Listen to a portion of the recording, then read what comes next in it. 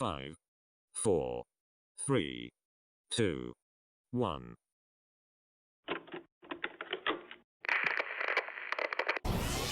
They ain't never seen nothing like this before. Lit the room when I came through the front door. Ask me if I should overcome, what for? Train in the trees, please pardon my sycamore. Touch burning sands, cross lands, and stormy shore seasons in the year, yeah. Ain't no challenge for champions and chain no fear. Yeah, the champions here. Good morning, everybody. Welcome back to another edition of Paleocrat Diaries. I'm your host, Jeremiah Bannister. It's Tuesday, October 13th, and everything's going good. It's a good day. I woke up, got to spend a little bit of time with the kids before they head out to school. My little guy, Lucian, he had a doctor's appointment today. By the way, for everybody who's been paying attention to my social media on Facebook, I've been kind of talking about my son, Ambrose. He's our third child, and he had some issues and stuff, and we weren't sure exactly what they were. It seems as if everything is fine, that he needs to eat more salt and drink more water, that kind of a thing. But he has a sleep study, and I found out it's not just for him, but that I'll be there too. They got a bed for both of us, and so we're both going to be there and doing a sleep study. But that is, I think, next Tuesday or something like that. And so next week, just to let you know ahead of time, there may be a day where I won't be on, but I will try my best to make it still a new episode. And maybe even if I'm awake and everything else, that I'll be able to join in the comments section while they're doing the sleep study. So it's going to be a lot of fun. But it's been a great day. Was able to take my cold shower. I didn't get to do any Wim Hof. And I had my coffee up. But I don't have a straw. I don't have a straw. Oh, Allie, you're letting me down. The staff here. I have a good staff. I can't complain. Right? Very, very diligent, very hardworking staff. And, but sometimes they mess up, man. Sometimes it happens. And I have this blue mug. I don't even know what's up with that. How can I start the day, this intense program, with this blue mug? I've got all these cool ones, man. I got superhero mugs. I've got an owl mug, or a bunch of them, actually, that are kind of reminiscent and nostalgic for my daughter. Samantha, that was her symbol. She loved the owl. We had a cool pink and purple and green one and everything like that. So I like, we have a Doctor Who mug. We got a whole bunch of really good ones, even kind of those old vintage ones of a little kid getting his butt whooped by a teacher. But it's good. And so I want to thank you again. I want to thank you for joining us. We're going to talk today. Let me go ahead and get the main banner up here. I was talking to my dad, actually, about this. My dad, he was into radio. He was a DJ. He worked as a manager for a while at Christian radio station, AM, FM. It's called Wholey. Holy Wholey. That's what we called it. But he was the manager there. So I grew up in the world of radio, and my dad's always been part of kind of what helped me to desire to do the things that I do with my life. Okay. So whether it's news and politics and religion and being an independent thinker and kind of being a little bit radical, maybe, my dad's been a big inspiration for me. And so I was talking to him about the show because he's not really that tech savvy when it comes to social media and stuff. I think he's trying to get on now and get more involved because he's got a lot of cool things to say, but he hadn't seen the show. And I'm thinking, man, bro, you're missing out, because he shares different shows that he likes and stuff. And I thought, dude, I think you'd really like this show and how professional it is. We've got, of course, a staff that helps to make it what it is, but we do a lot of work here. We try to make sure that every single day we have really great content for you. And of course, we're going to have our fun stories. You saw a couple of those. I already, I had to get focused. It's one of the things in the cold shower, getting focused and saying, like, look, I'm going to have to face the uprising, the animal uprising of 2020 and the things that freak me out. And I'm going to have to deal with that right out of the gate. But we're good. We're good today. We're going to talk about that. We're going to talk about, let's see here. James O'Keefe is going to drop another bombshell today, this time having to do with Colorado. And I'm really interested in this. I'm curious if I had to speculate, and I hate doing that, But if I had to speculate, I would wonder if it's an undercover video and audio from people involved in the police department. Because it was a situation that happened recently with a guy in Denver, right? Shooting somebody, connected with a news crew, security with a news crew. He's not really security, not authorized in the state at all, but he's a gun-carrying dude, and he blew away a guy with pepper spray, and he's arrested.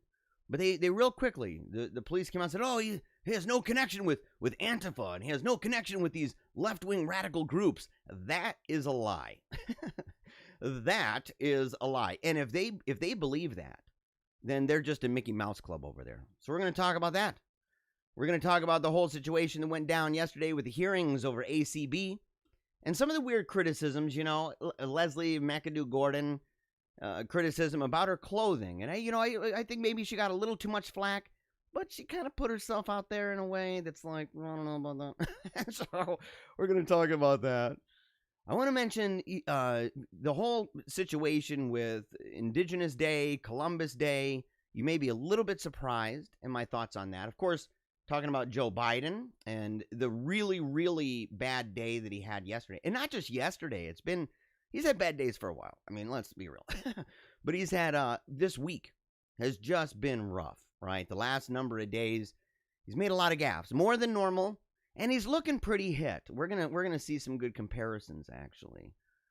Talk about COVID, and of course about propaganda. Okay, I said that we were going to talk a lot about it. There's actually a really great article from Tacky's magazine, "The Art of Propaganda" by Bunky Mortimer. Is that his real name? Bunky? I've never known anybody named Bunky. I don't want to dog the guy. I mean, obviously, I'm assuming it's a guy. I mean, maybe you don't know. It sounds like a gendered name. You know what I'm saying? But I don't know. I mean, maybe it's a lady. Bunky. Oh, man, I don't know. So we're going to talk about that, okay? And, of course, we're going to have to mention, among other things, we're going to mention the new evidence, photographic evidence, showing BLM martyr Breonna Taylor was a drug-dealing, gun-brandishing thug. We're going to find out more about that. And the guys in Michigan, and we're going to try to get through as much as we possibly can. And if we have time at the very, very, very end, we're going to go ahead and talk a little bit about libertarianism. But I have a feeling, because that's a little bit longer, and I know I'm going to get flack, man. It's like it's one of these things where, I've got some friends who are libertarian, but some of them have figured out that this kind of purist libertarianism, that it just doesn't work, okay? The libertarianism, that they prefer a kind of fusionism, and I support that. So, speaking of something I support, let's go right away to the news. I want to say this just as an announcement. And I'm willing to do these. I made an announcement yesterday about prayer regarding a guy with the Mad Viking Beard and Mustache Club.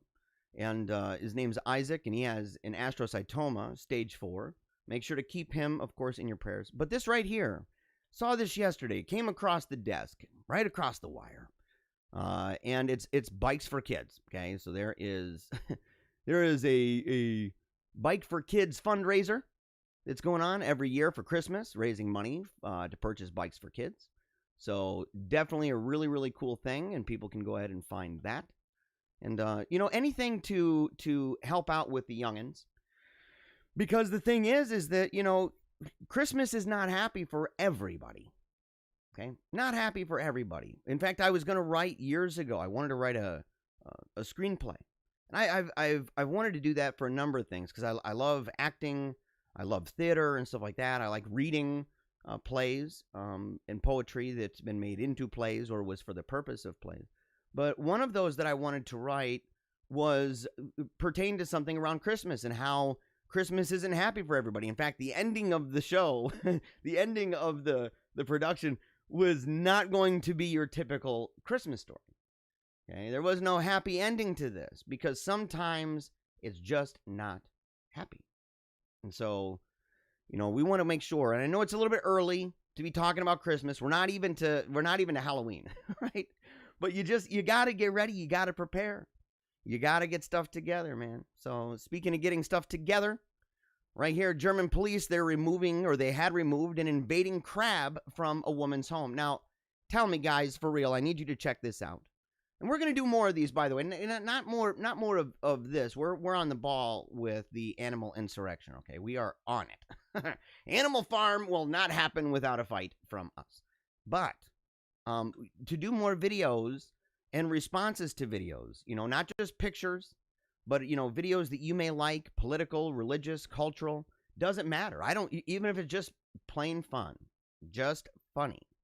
I'd love to get those from you. You can send them to paleocratdiaries@gmail.com. In the comments section, and of course, you can comment wherever you are. If you're on YouTube, which I strongly encourage you to do, that's the most helpful for the moment. As long as I last, it's going to happen, guys. There's going to be a day you're going to go, and it's going to say, this channel no longer exists. And I'm going to say, I told you so.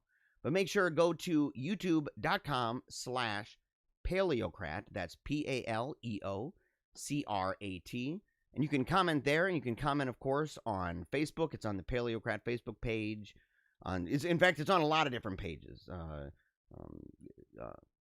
Holy Faith Media, the HFM American Media page. It's on a bunch of different Catholic pages all across Facebook, as well as on Periscope. And if you go ahead and comment, I'll be able to see here. Like, for example, you have Angela on YouTube. Howdy, my friend. I'm here. Good vibes. Thank you very much. I appreciate it. It's always encouraging to know you're there. It just is. Knowing that you're listening, right? You're absorbing the greatness of the program every single day. You're like Shira at this point, in the heart and in the mind. Shira. Cherie on YouTube says, Thanksgiving is your favorite holiday. I know people like that.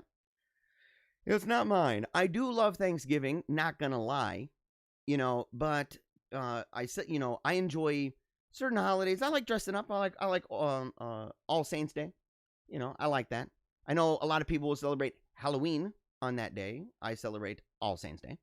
I really like that, but I especially enjoy the Christmas season as a whole. Okay, all the festivities all the way through with New Year's. It's my thing. And I think it has to do with the season. I like the symbols in the air. You know what I mean? Like the snow. It's cold. You see something that's a little bit different where, with trees, when you got all the leaves on it, it's easy to kind of be a blur. You can look out at a big forest and you're seeing a whole bunch of leaves and they're real small and kind of fluttering around. It's easy to kind of just see that as a big blob of green. It's kind of moving and shifting. But when all the leaves are gone, okay, and I like fall. I like how they change colors. In Michigan, we have beautiful, beautiful seasonal changes. But the wintertime, just something about it. Love it. I have that seasonal situation. I remember when I was going to college, I went down to a school down in Dallas, Texas. And that was the worst, man. That was the worst because the season and you hear the music and you see the lights and all of this stuff. And it's like 85 degrees outside. There's no snow anywhere. And I'm like, this isn't real. Santa does not come here. He hates this place. It's just your parents giving you gifts in Texas. Someone asked in the comment, what's my favorite anime? I don't really watch too many new ones. There's one, my wife remembers the name of this. Okay, maybe I can get old Allie to tell me which one it was. But they were like high schoolers, vampires, right? It's high schoolers, and in one group wore white suits and another group wore black. I forget what it was called. But I really like that one. But Vampire Hunter D is by far my all-time favorite. I love Vampire Hunter D. And I don't love this crab. If I saw this thing in the house, it would really, really freak me out. I mean, wouldn't that just look at that thing. Look at the legs. And its eyes, man, they are not attractive creatures at all. They're like really large spiders with super freaky claws. Police said the woman had contained the uninvited guest. Oh, he wasn't invited. He was intruding. Oh, go figure. Maybe he's like, look, I'm here. I got an invitation. Maybe it came to the wrong address. Put an upside down trash can over the animal invader. Oh, and look at this. Allie brought me a straw. You guys want to see Allie real quick? You got it. But she brought me this. Okay, my assistant. And I can imagine people being like, wait a second, he's kind of talking about Allie in a way that's a little flirtatious. Because I've said that I'm like the mayor from Powerpuff Girls with the secretary and stuff. Here, come on over here, real quick. You guys got to see this. This is Allie. It's my wife, Angela. Her email is Ailey, okay, and so A in her middle name. So we've decided we were going to call her Ailey, and sometimes you might hear me say that, and that's why I've said I haven't I haven't won any debates with her since 2002. That she's never lost. And right there, here.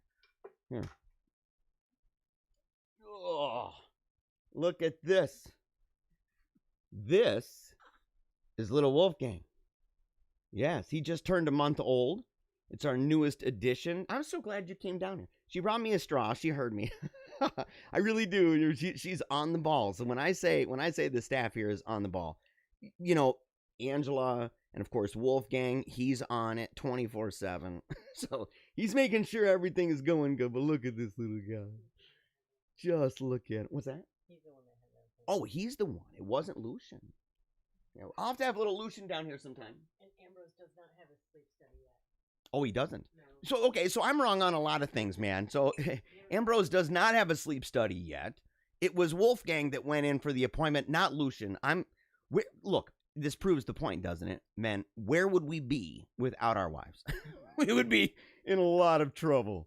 I hope you enjoyed seeing little Wolfgang. You know what I'm saying? I love that guy. All right. Officials said Chinese midden crabs are an invasive species. Obviously very invasive. They come into your house uninvited. That's like by definition invasive. And oh, isn't that cute to use the term invasion right in the middle of an animal uprising? These people are in on it. Where is it? UPI.com? They know. And they're known to live in some German rivers. Chinese midden crabs? But the crab found inside the woman's home was the first they know of to be reported in the area. The crab was taken to the local veterinarian, and they didn't put down there that the veterinarian ate that bugger. Cooked him up and ate him. Get him out of here, man. Oh. Bear climbs on the roof. Oh, another one of these things of a New Jersey business. Harrison Police, Sunday. Look at that. Imagine walking out of the business, and all of a sudden you look up, rah, when you hear this crazy bear. What would you do? Would you run? How far would you go before you turn around and take a selfie with that bugger? What's up? Or TikTok video. Oh, man. Yeah, obviously insane. Obviously a terrifying situation. They don't even have the video. It's just a picture. Are you serious? He probably climbed up. Look, we're making it easy, guys. We have those little steps that they use, right? To climb the little ladder. That's how he got up there. That's dangerous, though, isn't it? I mean, he could touch some different wires. Find himself in a terrible predicament. They need to get him down quick. No doubt about it. Brian in the comment section on YouTube says, very lost without my wife. This is where I would be. Very, very lost. It's true, guys. It's true. You know, I mean, I like to, you know, when I'm on here and stuff, I got notes, and so I'm able to kind of see and follow along with things, so it kind of sounds like I know a lot about what I'm talking about and stuff, and it cues me, right? I get these mental cues that go in, and then I know, okay, this is what I talk about. So, and I can do it on the fly. I did it on the fly on the debate with Meaning of Catholic, the Trump debate, and if you haven't seen it, you got to go do that after the show, okay? Wait till after the show. You know, but the thing is without my wife, man, and that's what people ask me, oh, can you be here on this day or do this appointment at this specific time? Every time I have learned, you go to the wife. And I've had dudes that are like, oh, what, you asking for permission? And I'm like, no, I am, well, we work together. We are a team. That's the helpmate concept, okay? I'm not this authoritarian dictator guy that thinks I've got it all. You know, yes, I go to her and speak to her because we work together. We work together. And plus, I don't want to be the guy, because I've done it, where I'm like, oh, yeah, dude, I can go hang out with you. It ain't no problem. And then Angela's like, why didn't you talk to me? You have like 3 things that day. Oh, yeah, great. Then I look like the buffoon, because I am the buffoon. So, very grateful for my wife. She has saved my keister many times. Yep. All right, bison escaped for a second time in Washington state. I mean, look at this bugger. You know, this reminded me actually of a story. We were out west, okay? And, yeah, I got my straw. Good. There we go. So the thing is that, you know, we're out west. We're checking out all these different places. We were traveling around. We had a camper, you know, it's kind of, I don't know the difference, RV, camper, same thing, whatever. I don't know. Tell me in the comment section. But, we're driving around in this. And we're checking out all these different national parks. And they've got, you know, national parks, if you've been to them, they got these outdoor bathrooms that are, you know, all concrete and brick slabs and the big wide opening, not a door that closes, kind of a little tunnel that goes around and stuff like that. And my sister, we all go to the bathroom and we leave. And then we hear this screaming. And we're like, you know, what the heck is going on? And we look over and there's one of these buggers standing right inside that door. Its head like halfway in. Now its body, it couldn't get in. Right? But it's like just sitting there and she's just stuck. She can't get out. And she's afraid that thing's going to try to get in. She doesn't know what's going on. Is probably asking her for directions so that it can make it to that party that the crab was going to. Oh, man. Yeah, Washington State, a pair of bison. A couple of them just walking around town. Yeah, in the last 3 months. What am I saying, man? I'm showing you guys this is a consistent pattern. Oh, okay. Now, this isn't about the animal uprising. But, okay, it's a fun one. Viewership for NBA Finals finale crashes nearly 70%. Did any of you actually watch that, by the way? And did you notice that riotous thing going on outside afterward? Yeah, a lot of social distancing. We heard a lot of complaints, didn't we, guys? Didn't we hear that? Or where they beat the crap out of this dude. They beat the crap out of him, and they were just jumping up and down, Kobe. What in the heck, man? What does that even mean at that point? You think Kobe would be down with that? Man, what a bunch of weirdos, dude. Violent, brainless weirdos. On a night when the NBA broadcast its most important game, you'd think that the league would own the night.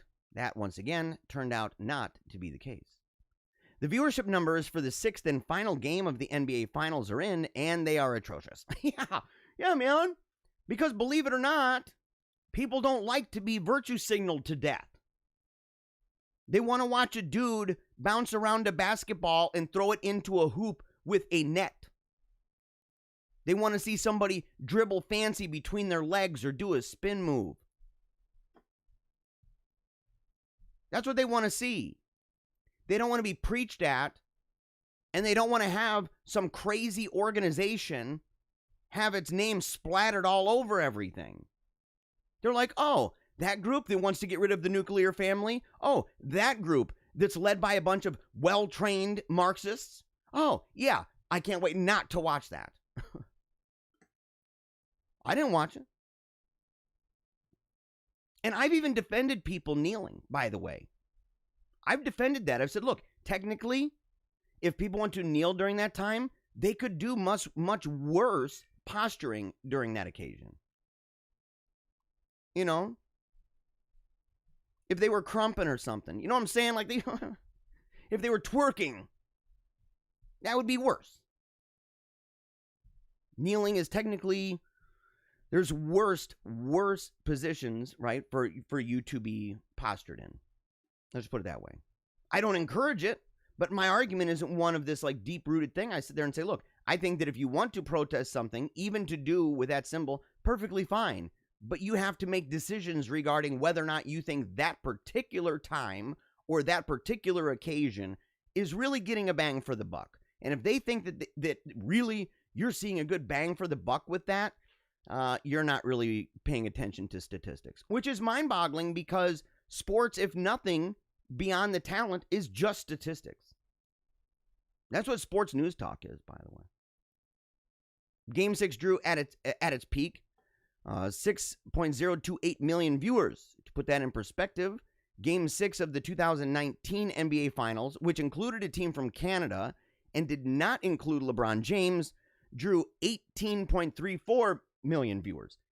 Dramatic difference. 1/3 of the viewers watched it this year.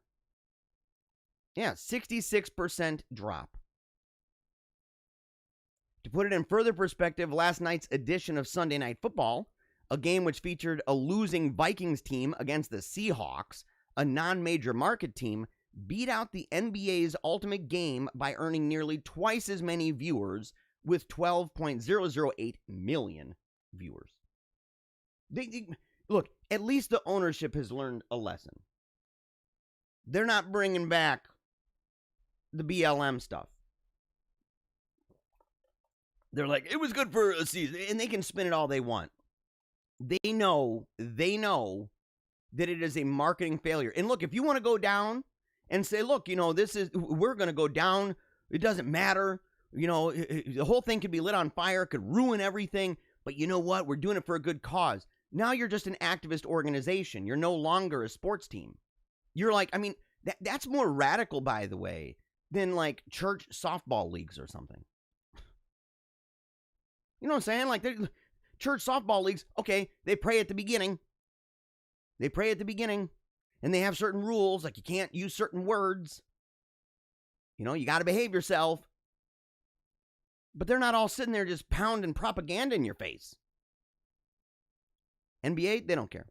Leads authorities on chase through Florida neighborhoods. It's just walking right up to the car. Maybe he wanted a pack of smokes. Can you bum me a smoke, buddy? I'm going to the party with the crab and the bear. They're all going. Everybody. It never ends. Okay, here's the deal. This is a nightmare for me. I don't even like going in the ocean. Been there, done that. Don't know if I want to go back. People are like, oh, dude, it's really, really rare. And I'm like, yeah, but you see stuff like that. Drone video shows shark nudge surfer's board in Australia. Oh, let's see this thing. Oh, is it?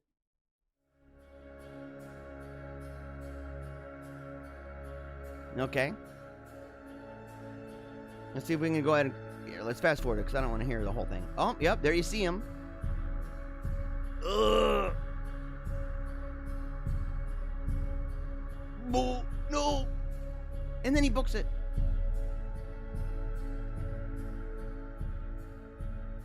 We got to see that one more time, guys. Just that part. Just where the shark, because you can see. Let's see here. Hold on. You got it up in here, right? On the right side. You can see the shadow. Oh my gosh. Okay, that's enough of that. It's terrifying. And who thought to put that music with that? Oh, someone who just wants to scare you. You know what I'm saying?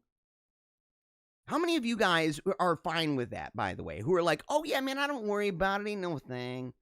Just go swim in the ocean. It's not a thing. How many of you guys are like perfectly comfortable, never even think about it, go out swimming, and it's not even on the mind? You know what I'm saying? I did a reaction video to the movie Jaws, and you can see that over at the Paleo Cheese YouTube page. And by the way, Paleo Cheese with a Z. Okay, not paleo cheese like the paleo diet. I didn't even realize there was that many cheese recipes for the paleo diet. There would just be, all these different videos and stuff of that. We aren't one of those channels. But there's a Jaws video where I talk about it in the background and kind of my experience. Because the most recurring nightmare that I have in my entire life, well, it might be a tie at this point. One of them is a tornado, and I'm trapped at the top of the Space Needle, right? Super scary, right? Enclosed in all the glass, and you're looking out, and there's a big tornado, and you're super scared, and you can't get out, and it's, doing its thing, not very safe in that situation. In the dream, of course. The other one is, and there's probably a bunch of meaning to this. And if you guys are, you've got your book of symbols up there in the brain and you understand all that, let me know. Interpret the dream for me. But to be trapped in this kind of, it's a prison. And you got this metal door and it's got these metal bars you can look through. Okay, so you're some kind of a prisoner. And but the walls and the ceiling and the floor are entirely dirt. So it's like underground. And there is in the room, there are only two things. Well, three, I guess. You have the a piano, real rickety piano. You can tell that it's very weathered. You've got a piano chair filled with a bunch of papers, and you have a faucet on the wall, right? Like a hose, like where you plug the hose into. And the guards come, and they're telling me there's no hope, and then all of a sudden, the faucet turns on. And because it's made of dirt on the ground, it's murky. The water is not clear. And it gets higher and higher. And as it gets to a certain point, all of a sudden, there's a shark fin. I guess it came out of the faucet. I don't know. You know what I mean? Like, it's like Santa Claus. Santa Jaws. So Santa Jaws comes out of the faucet. And I'm like hopping up onto this piano, trying to get out of this water. And I'm just drenched. You know, I'm soaked, and I'm wearing this real drabby outfit and stuff. It looks like a potato sack. And it just gets higher and higher and higher. And to the point where eventually there is no avoiding Santa Jaws. Just not happening. What's the meaning of that dream, guys? What is the meaning of that dream? In the comments, KMO said, what scares me is the jellyfish. Dude, that's a real thing. I had a friend, man, stung by jellyfish, got sick, man. Got sick. The sting was crazy. And because see, when I was in the Navy, I was out in Groton, Connecticut, and I'd be on the end of that pier. I told the story of the seagull that was attacking me and stuff, and I'm, chucking these these dirt balls and stuff up at the seagull. But every day you sit there, you're way out. It's deep enough that you got submarines. So I mean, it's real deep, man, by the pier. And you look down, and you could see you can see the jellyfish. And it's ghost-like. At night, when there's just enough light, so you can see down in that water a little bit, and you see them buggers floating around, it is ghostly. Terrifying, man. I said, ooh, dude, no thanks. And there's a bunch of dead ones, like on the beaches and stuff. Pretty gross-looking, man, actually. Man who agrees with the media. We mentioned this yesterday. We're going to talk about it. Man who agrees with the media, universities, corporations, and Hollywood thinks he's part of the resistance. This, of course, at the Babylon Bee. If you don't know about Babylon Bee, you got to check it out. It's hilarious. It's hilarious. The writers over there are genius. I got to connect with some of those guys. I really do. I love their stuff. It's almost always just hilarious. So, all right, here we go. This is a lot to work through, and it's actually it's a good topic. Okay. The Babylon Bee had the honor of sitting down with a local brave resistance hashtag resistance fighter to learn more about the fearless counterculture fighting against hate and other bad stuff like that.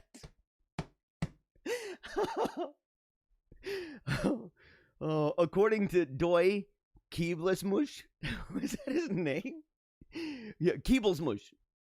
Doy Keeblesmush, a leader of the local resistance movement in Seattle. The ideology consists of whatever the media, universities, corporations, and Hollywood tell them they should think. Quote, yeah, I'm pretty much a free thinker, said Keeblesmush, when interviewed at a protest rally sponsored by Kinko's.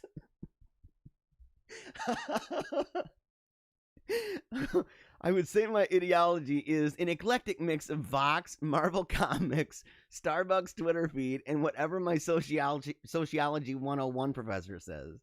There's a lot of hate and misinformation out there, so it's important that I get my life's moral compass entirely from multi-billion-dollar corporations and celebrities. Oh my gosh, dude, yes. The only exception is dead German philosophers like Marx. They're cool too. Isn't it true? And like Che, right? Isn't that true? That they're like, well, they're a little bit older, but we'll add it. According to Keeblesmush. Oh my gosh, man. Blindly following the prevailing winds of culture as dictated by trends and hype is the best way of making sure one is on the right side of history. Dude, you guys, how often do you guys hear that, by the way? I mean, I'm probably preaching to the choir. You guys hear that all the time. I know I do. Dude, you don't even understand. you're on the wrong side of history. They're like, these people are along for the ride. I mean, isn't that basically what that's saying? I'm along for the ride. The engine's chugging along, and I'm just rolling along with whatever. You're like Winnie the Pooh. You know, you're Winnie the Pooh on a blustery day, and you're on a leaf. You're just kind of going down the river, dealing with everything as it comes, and you're like, yeah, it's okay, guys. You know, and just wherever the current takes you. And I don't want to dog on Winnie, right? I mean, Pooh is a dope bear. I love that guy. Okay. Has Pooh succumbed to the cult? Have any of you guys seen, has Pooh Bear confronted, like, you know, the racism and stuff like that? Has he done that? Or thin privilege? He's really ticked off at Rabbit. Because Rabbit can get through the hole outside. And he can't. Thin privilege. It's important to be on the right side of history, since that is literally the only way to determine whether something's right or wrong. Now, if you'll excuse me, I have to attend an afternoon boycott of MyPillow organized by Tempur-Pedic. That's the other thing, man. That's the other thing. I love this article. Who wrote this, man? Who wrote this article? This is sponsored. What the heck? Brought to you by Overwear. Oh, no. What? Are you serious? Okay, it is. It's wow, man. This is seriously made by Overwear. Whoever wrote this for Overwear, man, you need to... You're obviously making some loot. This is a good article, man.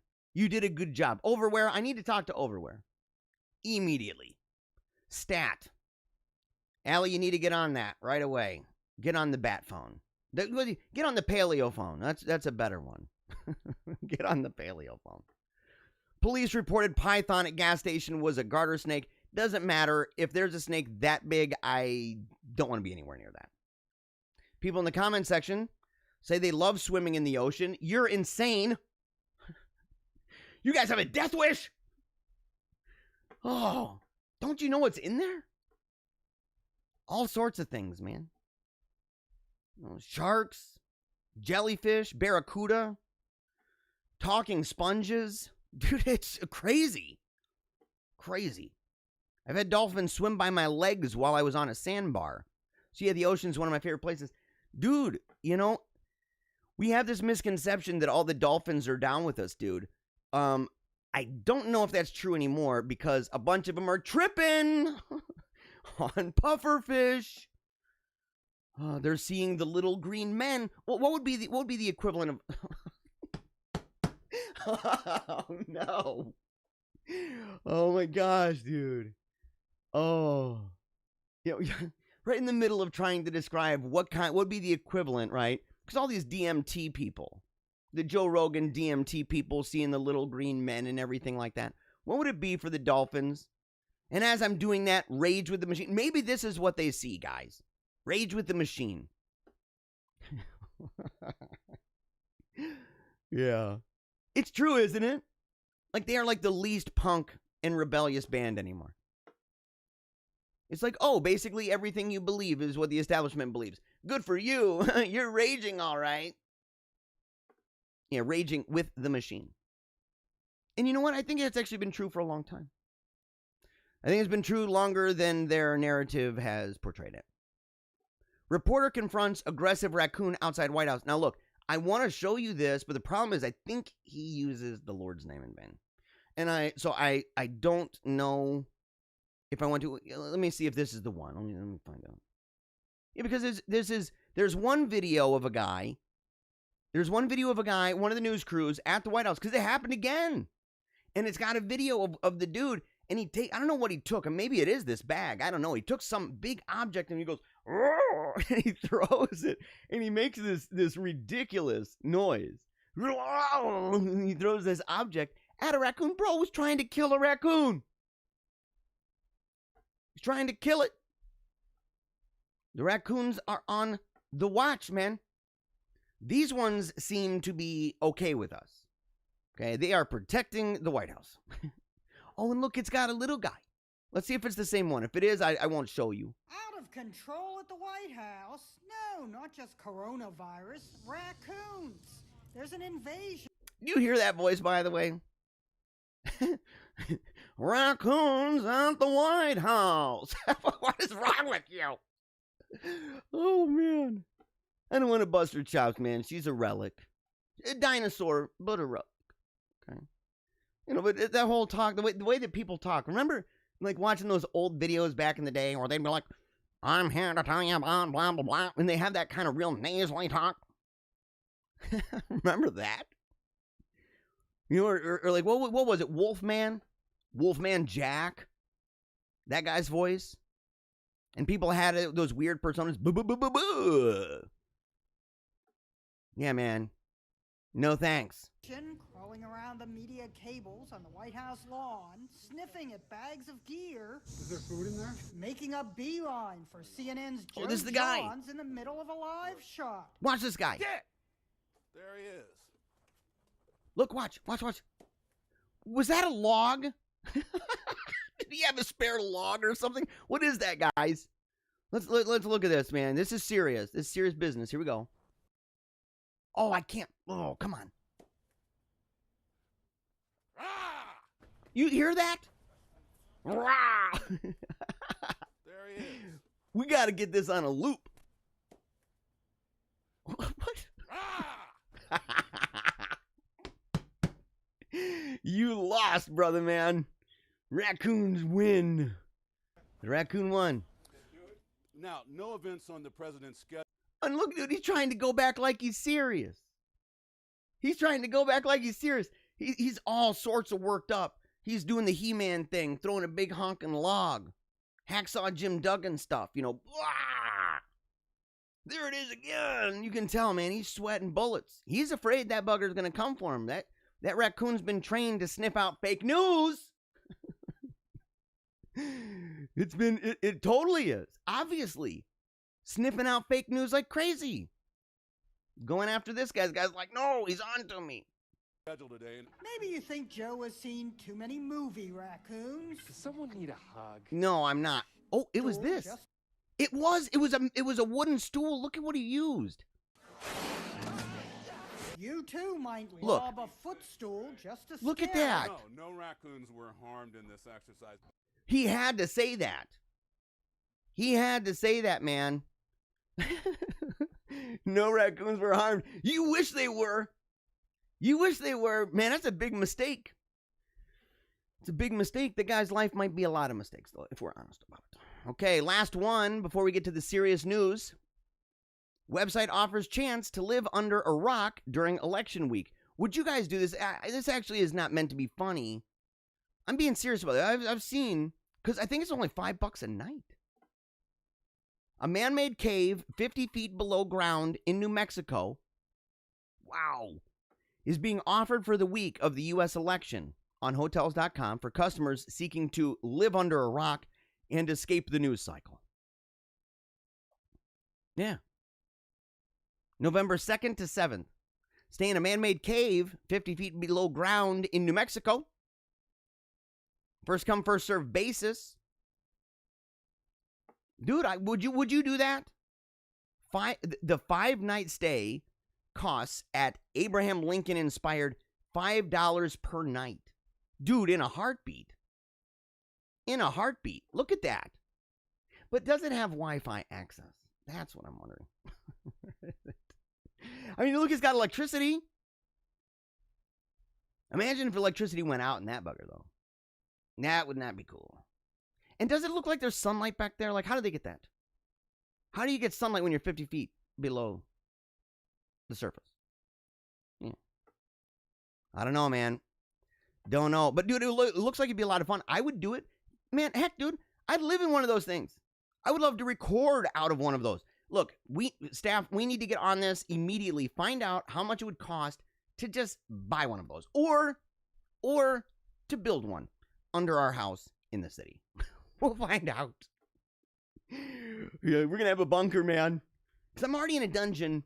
I need to get deeper. Talking about getting deeper. All right, guys. Before we move on, remember, if you love the show, make sure that you continue to support it. You can do that by going to paleocratdiaries.com, where I don't post nearly as often as I promise.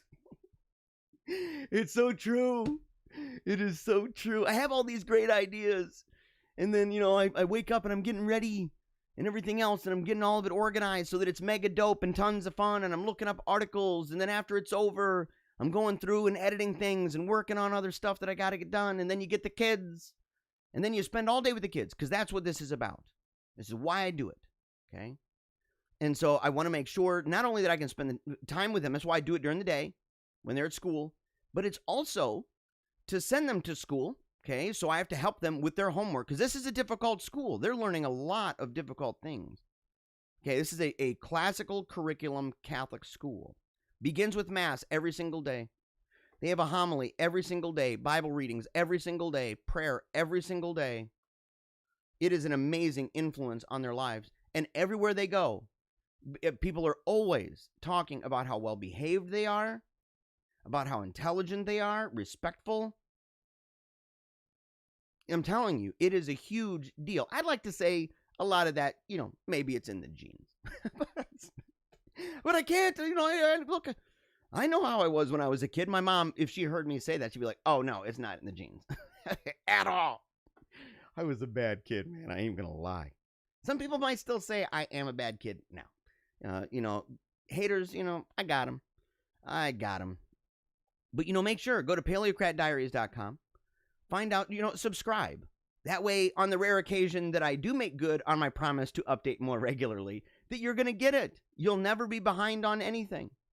And you'll also be able to find videos and blogs, things that you cannot find on YouTube or on Facebook. I post blogs over there. Okay, in fact, I've got one about my kids' first time that they ever learned how to ride a motorcycle. They were on a motorcycle. They didn't learn how to ride it. They're on it, okay? And so they're on it with my dad. It was a really great time with them. I made a really cool video. Actually, my dad just yesterday told me he went back just to watch it because he feels like he can connect. He lives out in Palm Springs, so many days travel away by car or motorcycle. And, so he doesn't get to see the kids as often as he'd like to see them. And he loves them. So to see that video that I made, it's got cool music in the background. It's nice and it's short, right? Put together. But on the blogs, if you go to YouTube or you go to Facebook, you can see that.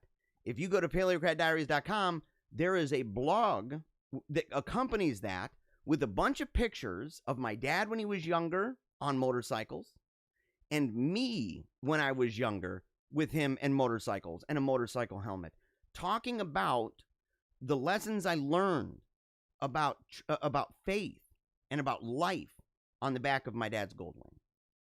You can only find that at paleocratdiaries.com. So become, subscribe. That's free. Become a member. It's only $5.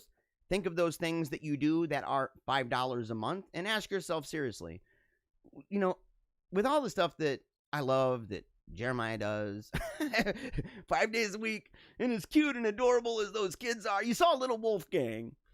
For the children, man, you saw little Wolfie. You know what I'm saying? And just know that whatever that is, any contribution you make, and you can make one-time contributions, in fact, over at, what is it, Cash App. You can do that by donating to, it's the money symbol, and then Paleocrat, and you can donate money directly there, and that's not limited. I mean, you can set it up however you want. It makes it really, really, really easy to do, but no matter what, we appreciate everything, whether it's a share, whether it's a like, whether it's a comment. No matter what it is, we appreciate it. Even just a little thumbs up, okay? We appreciate all of it. We appreciate this guy, James O'Keefe.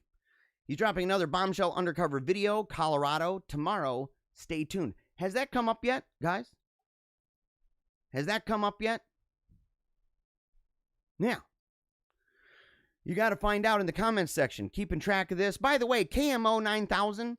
Yeah, it's weird. You can't see anybody else's comment. I don't know where you're watching it. There's a whole bunch of different places. And I say this every show. I am the wizard. Okay, I got the behind the curtain access. And we do this over a stream. So it's actually broadcasting on like 15, 16 different places at the same time. So if somebody goes to Twitter, they might think I'm just doing a Periscope. If they go to Facebook, they think I'm doing a Facebook Live. If they go to YouTube, they think I'm doing a YouTube live stream. if they go to any of these other platforms, because there's other ones too, if they think, well, man, dude, he's over there. The truth is, I'm on none of those. I'm broadcasting from a platform that's not even on my tab list on Chrome. That's where I'm broadcasting from. I got a stream key. And so I'm able to broadcast to numerous places at the exact same time. Very, very good. Bethany in the comments on Facebook. Yeah. So again, you could be, there's, I think, 5 or 6 YouTube channels. So I encourage everybody to go to youtube.com/paleocrat. That's my own. I don't know if that's where certain commenters are. And people also comment on my Facebook page, facebook.com/jeremiah.bannister. Occasionally over at Paleocrat as well on Facebook. Bethany says, joining a little late. Adam and I went to support Sheriff Dar Leaf this morning. I actually am going to mention this, so we got to keep on cooking. I saw your status update. I think it's fantastic, by the way, Bethany. And if you guys have fantastic updates, make sure to share them. paleocratdiaries@gmail.com. All right. So let me know if the Project Veritas thing's out. Let me know in the comments, and I'll relay that to the audience. And yes, again, KMO, you may be in one of the streams. There's many different streams, and I'm not sure, which stream people are in, but altogether, all of those. So if somebody's commenting on Facebook or somebody's commenting on Twitter, it all goes into a big stream for me, so I can see all of the different streams that are happening, and it shows what platform they're using. It doesn't say what channel, though, so I don't know. Like, I can't tell from my stream. I can tell that Bethany was on Facebook and you're on YouTube, but I don't know where Bethany is on Facebook or where you are on YouTube, what channel you're watching on. But I encourage everybody, if you're going to watch, if you can watch on YouTube, go to my personal one, because that helps me. I have to reach a certain threshold of views before I can be monetized in any way. I can't even get super chats right now. Can't even get super chats. You're on Paleocrat YouTube. Okay. Yeah. I don't know. I'd have to ask where, other comments are. Because I know other people, I'm assuming that there were a couple others, Cherie and Brian, I believe, maybe over there. I don't know. But you can tell that I'm talking to you. It's okay. But make sure, if you guys know what was going on with that whole Project Veritas thing, let me know. Yesterday, we saw ACB getting grilled, okay? Amy Barrett. We saw her getting grilled. We saw a lot of anti-Catholic bigotry on display. The Democrats, look, guys, it's gotten pretty bad. It's just gotten pretty bad. They're just if you embrace a religion that is anything like any of the religions that existed before the 20th century, you're just a raging bigot. You are a scary person, and maybe you need out of here, because that's not American. It was just American, I don't know, forever. All the way to the beginning. It's true. These people would condemn, forget certain views that are up for grabs, where they say, well, yeah, they were racist too, or they had slaves too. And you say, okay, let's just stick with just the brand of Catholicism that those people had, or the brand of Protestantism that those people had. All of it is done for them. They're done with it. Because they have a modernist worldview and a postmodernist worldview. They've been completely morphed into these monstrous, mutated brands of what really and rightfully cannot be called Christianity anymore. You can only call it that in the way that whole tranny Jesus thing in the Church of Iceland is Christian. Well, it's got Jesus. They've given up on it, man. They make up their own religion. And if it doesn't tickle their ears, they don't want nothing to do with it. Well, tough luck, man. But Leslie McAdoo Gordon said women lawyers and judges wear suits, including dresses with jackets for work. It's not a great look that ACB consistently does not. No male judge would be dressed in any less than correct courtroom attire. It's inappropriately casual. Do you guys think that is inappropriately casual? I mean, I understand what she's saying. It's her job. And as you can see, and I don't want to bust her chops too badly, but as you might be able to tell, let's see if we can get this up close. Let's see. as you can tell, her sense of style is lacking. Okay. I mean, she says it's green. Do you guys see that? Does that look green to you? Or does it look like military gray? What is that? What is it? Army gray? Like those outfits or the blankets, the military blankets. You know what I'm saying? That are real itchy, that nobody likes. Or are there people out there that really love that? We'll see.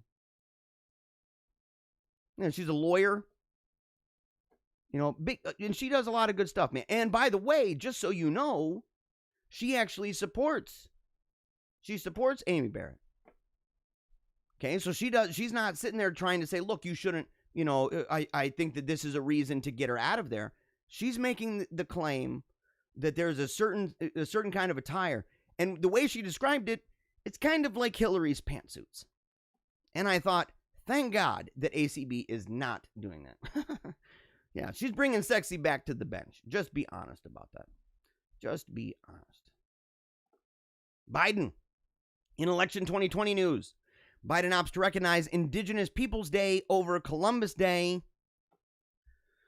saying, quote, our nation has never lived up to our full promise of equality for all, especially not when it comes to the rights of Indigenous people who were here long before ships arrived from Europe. He said, I'll make tribal sovereignty and upholding our federal trust and treaty responsibilities to tribal nations the cornerstone of federal Indian policy. I'll support self-determination and promote self-governance. I actually support that. Right? I believe we should have Columbus Day. Right? I'm not an anti-Columbus guy. I defend Columbus. In fact, it was an outrageous thing to me that the Knights of Columbus did not do better and have not done better in defending it. I would not be surprised if the Knights of Columbus, after a while, decided to change their name. To say, this guy's not really very popular anymore. It breaks my heart. I used to be involved with the Knights of Columbus. Most of the stuff that they do, I really enjoy. I support it. They're doing the Tootsie Roll thing right now. You know, they got the Tootsie Roll ordeal where they do for people with disabilities. And look, my brother, I grew up in a community with a lot of people who had disabilities. Okay? Not in school, special education, Special Olympics. There were different groups that would get together. Not just for, rehab stuff, but also after that to get together, and even sports organizations where, bowling teams and pool teams and playing softball and everything like that.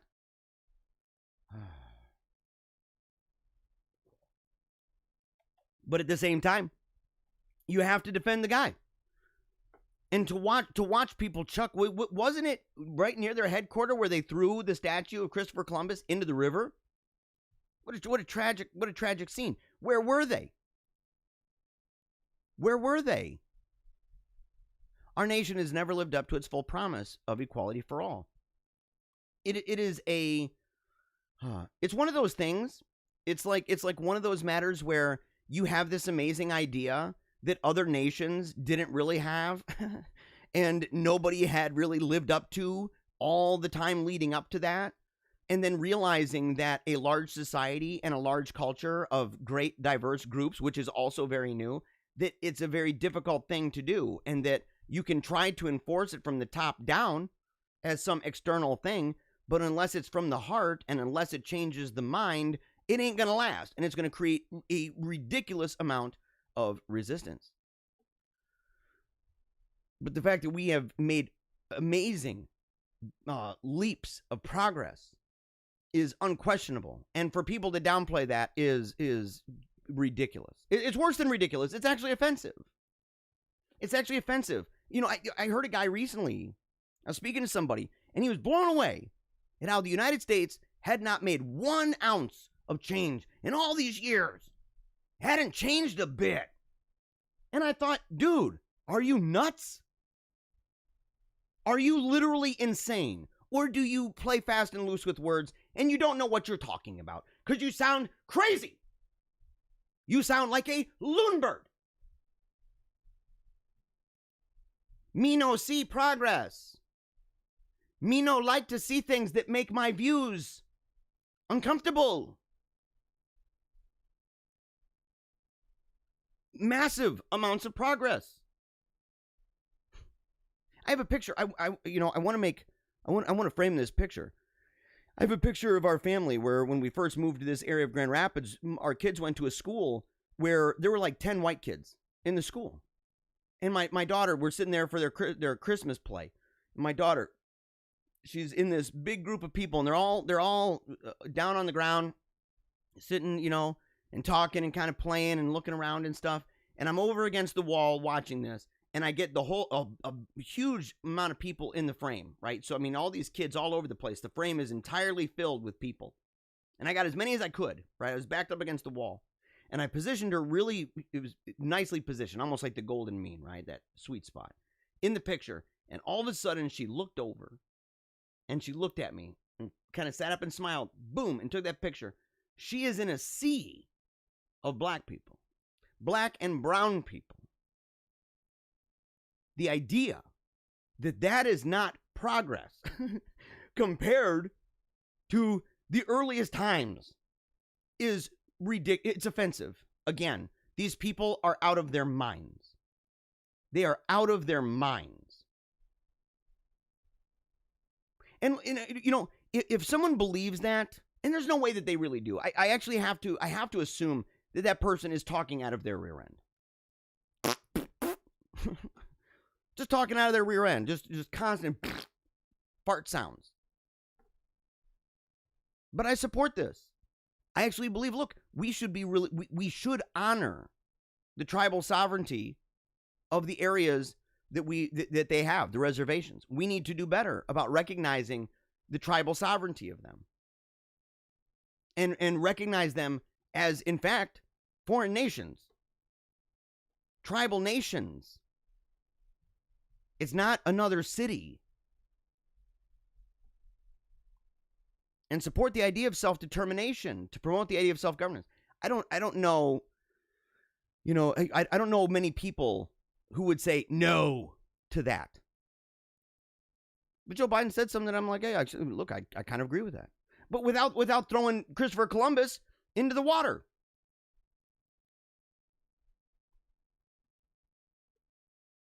It's kind of boring out here. Arizona reporter stunned after no one shows up at campaign event with Joe Biden and Kamala Harris. Yeah, we got to see this. Is there a video of this? There we go. Yeah. Shocker. Let's see this real quick. There's really not much to see. I'll step out of the way, but it's kind of boring out here. So it's not your typical presidential campaign event. We don't see people rallying outside. We don't see. There's nobody. It's not that they just don't see anybody. There is nobody. Nobody's there. Nobody is there. Because Joe Biden sucks. I'm sorry to tell you this. I'm breaking nobody's heart by saying this. I might be breaking somebody's heart, Esther or Ethel at the elder care home. I might be breaking their heart. They're like, look, I've known Joe for a long time. Ever since he said all that racist stuff on C-SPAN years ago. Yeah. Oh, yeah, I remember that. But there's nobody here. Nobody cares, man. No signs of nothing. Really, and pretty much all the people that we saw enter into the parking lot about 45 minutes ago were with the Biden-Harris campaign. And just look at how lonely that area is, by the way. Let's see it one time. Just look how lonely that is, guys. It looks like a kind of a pretty place, I'd like to go visit there someday. That'd be fantastic. But the thing is, man, you to be like, oh, yeah. So the Biden campaign event, and their response was, well, we kept this one low key. Oh, yeah, very low key, because no one showed up. Not even the crab, the uninvited guest, the Chinese crab. Even he didn't show up. He's like, I don't think so. This one. Holy heck, Joe Biden looks like death in Erie, Pennsylvania. Something is wrong with old Joe. Here's the event again. Look at this. This is a different event. Screenshot. I mean, it's bad when there's a dude. If you look off in kind of the back area, he's facing away, taking a picture of what looks like rainy day clouds. He's like, I'm sorry, man. I'm out of here. Like, this is more interesting out there. So here's Biden, right? Let's see if we can get that. Oh, yeah, it's up closer. There we go. You can even tell a little bit, even from that distance, you can tell his face is a little hit. He's looking very, very ill, isn't he? Very scraggly and gross. And I don't like busting on people's chops, man. You can't stop age, dude. But that, goodness gracious alive. Look at him. Oh, okay, yeah. It looks like Skeletor. Oh my gosh. Isn't it true? Dude, I love these things, by the way. People who have an eye for that. The world's full of people, so, not everybody's catching all of them. But it's like there's one guy who's like, no, I'm the guy. I'm the guy that gets all the memes like this. Yeah. But the thing is his face, obviously, very Skeletor-like. And look at what is that discoloration up there? What's going on with that? What's going on with that? He's looking hit, guys. Even his teeth look tired. What's the matter with this guy? Biden lashes out at Trump. Woo. For restarting events, lectures on mask wearing as his mask is, under his nose. Again. This happens all the time. My dad was telling me recently, he said he was at a store and he was trying to get, when you're putting food into bags, like, you buy some avocados or some bananas and, well, I guess not bananas. I don't know who does that. But like different fruits and stuff and vegetables. And you got those real thin plastic bags and you got to rip it off. And it's a little confusing, right? To know which side you have to open on. I've known a lot of people. I can't say that I ever had that problem, but maybe. And so the idea of, which side do you open? And you're trying for a long time. You're like, and you're really getting ticked. And then you realize it's the other side and stuff. Well, he had one of those moments out in California recently. And he thought it was because he couldn't grip it. And he was like, man, this is like really, really slippery. And he wasn't understanding why. And he pulled his mask down, licked his finger, grabbed the plastic, opened it up, and he didn't put his hand into the fruit thing. He already had it like in the cart. So he grabs it, puts it in. This lady, she comes running from like 20 feet away, runs up to him. You're not wearing your mask over your face. You need to wear it properly. And I'm like, can't you yell that from across the way? I'm going to get up in your face so that you can breathe at me. What's wrong with these people? It's like the guy, I went to a protest.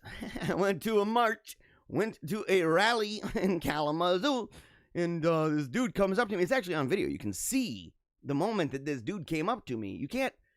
I've never seen his video because he would look stupid. MLive knows. MLive's seen it. And MLive goes, yeah, our reporter would look like a stooge. And we wouldn't be able to portray him in a way that, eventually it made him kind of look stupid anyway. Falling on the ground without even being touched, being arrested. It's all on video, dude. You look dumb. Okay. But the thing is this dude comes up. I wasn't wearing a mask. And he comes up to me. And he's like, hey, he's got a camera. Right in my face. He's like, hey, man. Hey, you're not wearing a mask, huh? Why aren't you wearing a mask? And he's like intense about it. And I looked at him just calmly and I pointed right at him and I said, and you are wearing your mask under your nose. And he's like, oops. And he goes, but admittedly, look, he was at least kind about it and said, oh, it's a good point. Valid. And he walked away. Came back and told me he liked my SpongeBob shirt. Grabbed me by the arm, though, from behind. Didn't know if I was going to have to sock a brother. I did not know. Did not know what I was going to have to do with that. That would have been bad. KMO said no one showed up because he didn't have any anime to watch. Okay.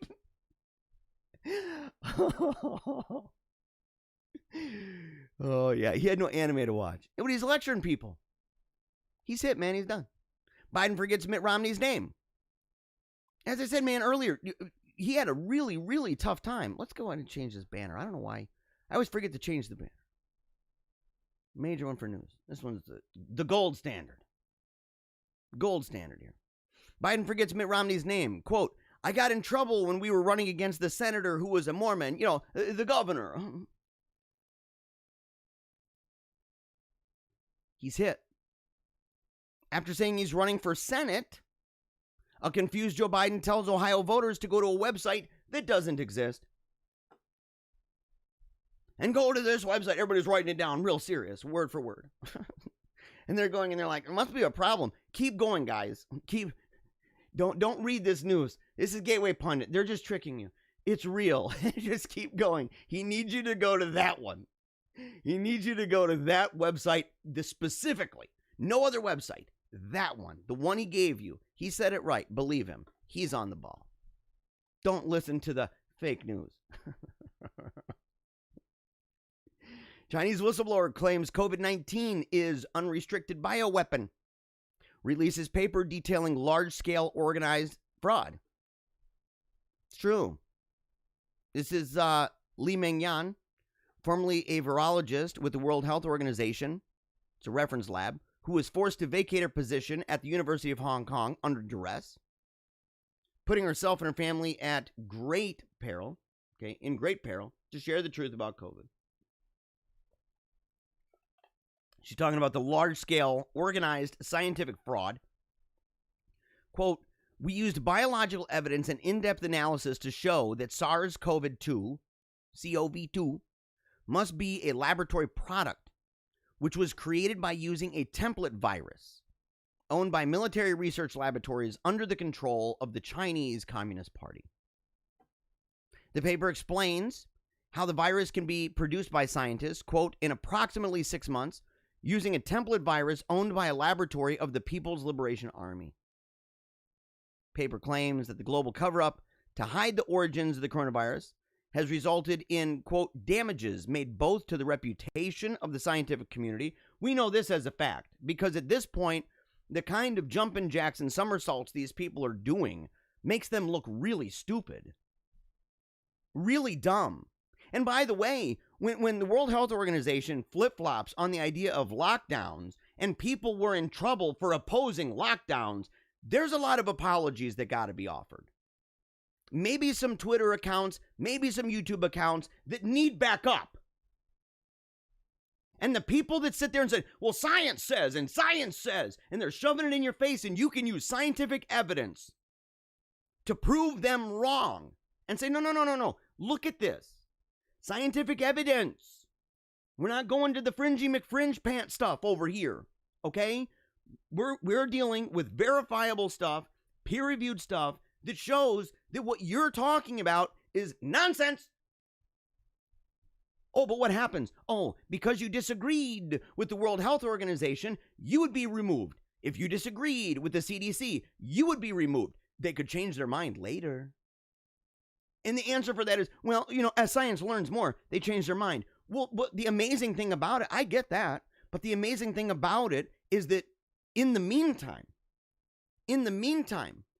these people treated dissenters, scientifically minded and oriented dissenters, as if they were spreading misinformation, only to later end up embracing the very thing that the dissenters were saying on grounds that these groups were already aware of. That's what makes it more infuriating. It's like we talked about the whistleblower, by the way. The whistleblower that was outing this. I mean, people, they're kind of surprised. Oh, look, the World Health Organization all of a sudden is against lockdowns. They were against it before. They were against all this stuff before. There was no just coincidentally, all of a sudden, tons of studies in real time. These people are flying by the seat of their pants. And they're acting and speaking as if they've got this aura, this authority around them that can only be derived after a significant amount of research and time. So when people talk this way, they're jokers, man. They're complete jokers.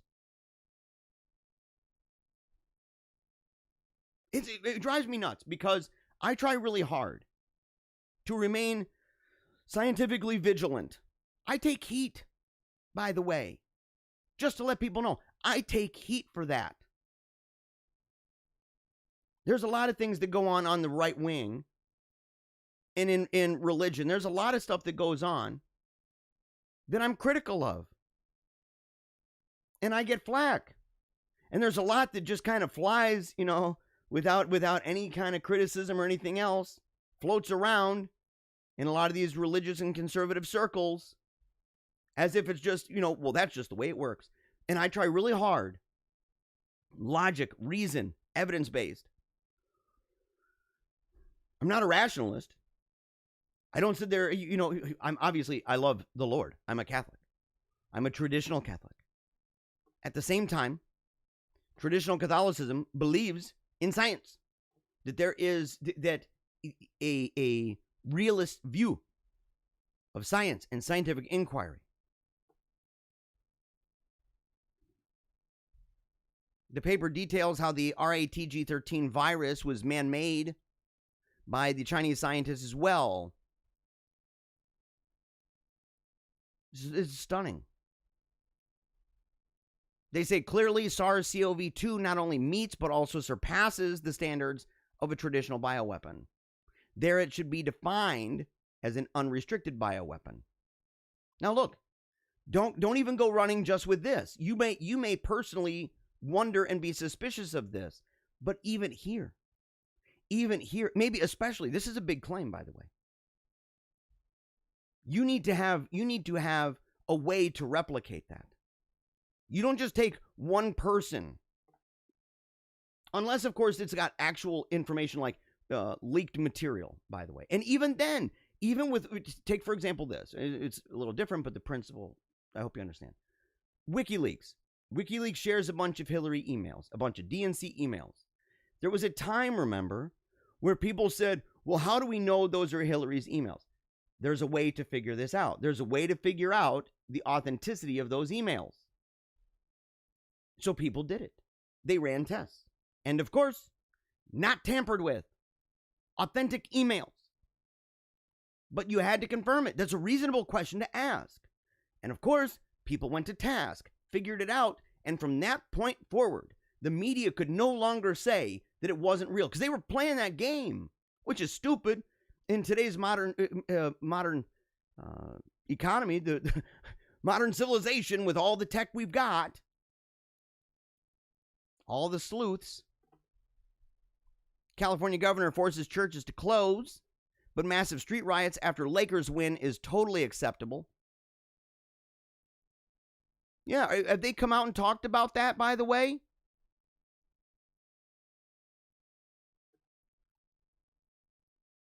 Has Gavin Newsom talked about it? And said, hey, you guys, what are you doing out there? Have you sent in the police? Or are you just saving those for churches?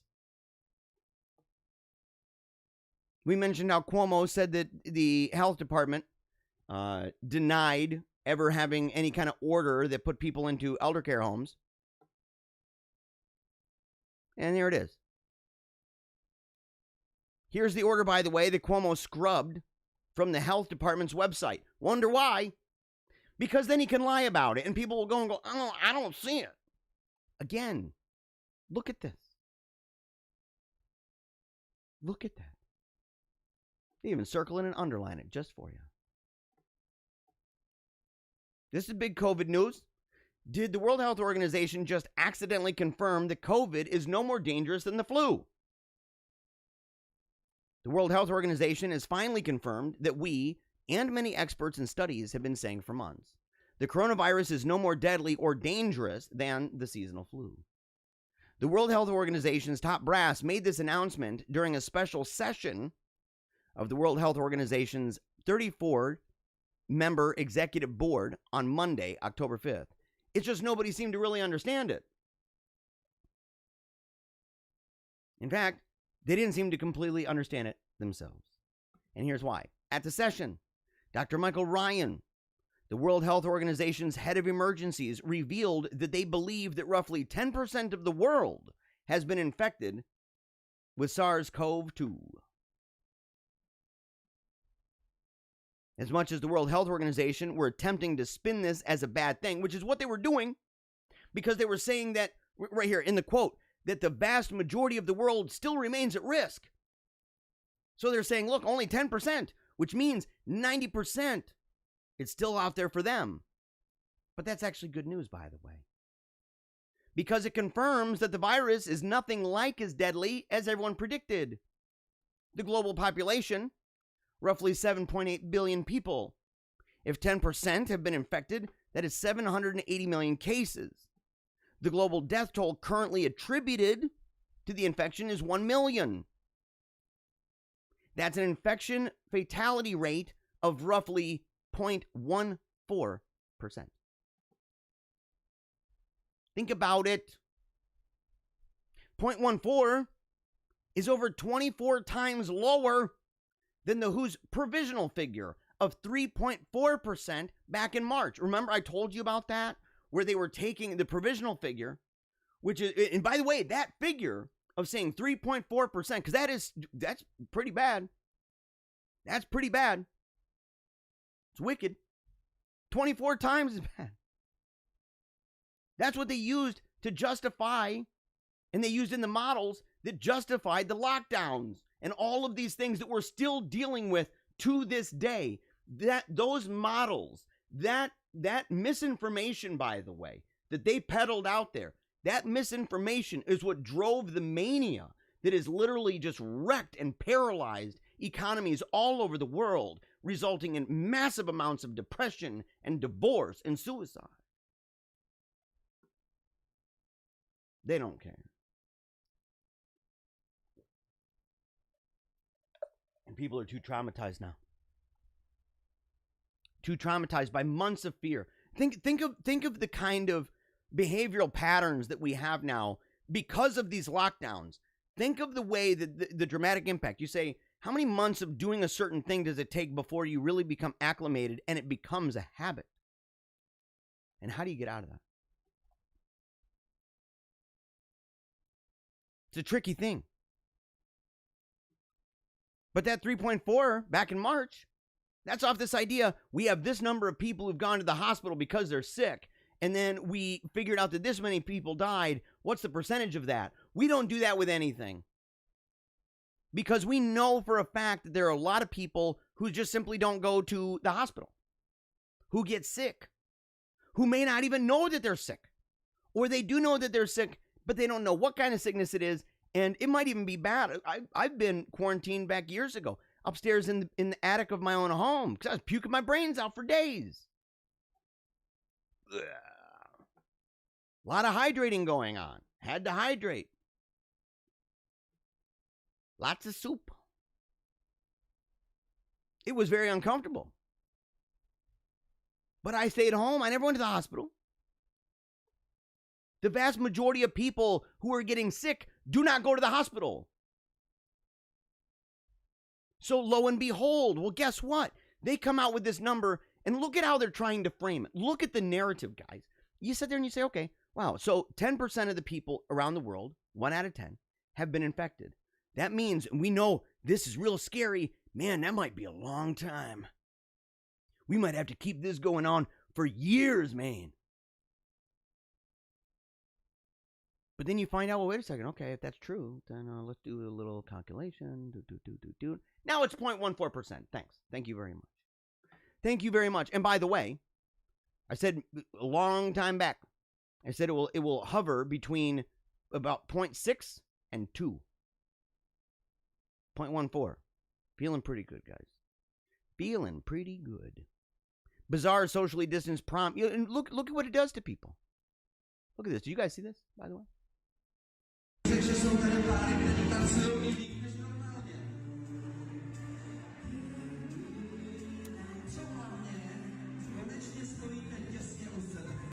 Yeah, I can't listen to that. The audio is terrible, but look at these kids. In fact, I'll turn it way down because no, let's turn bugger down and just watch these kids.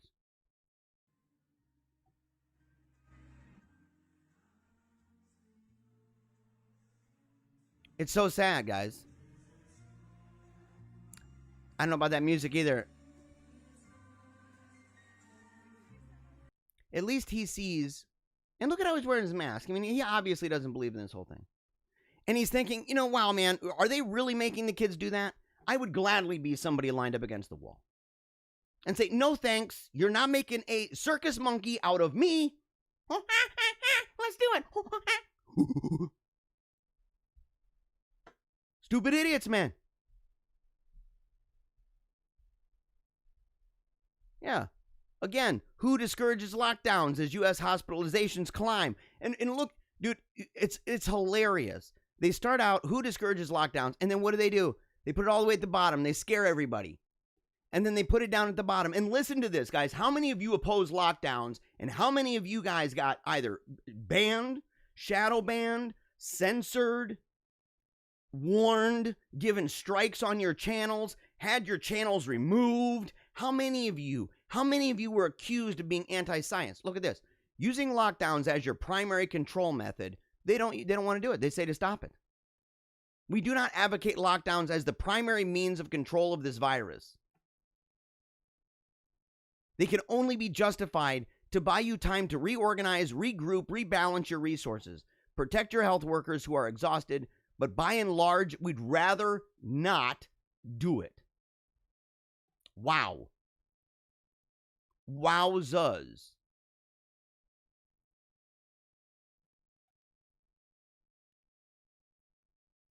You know what? Let's skip the first thing. We'll get back to it.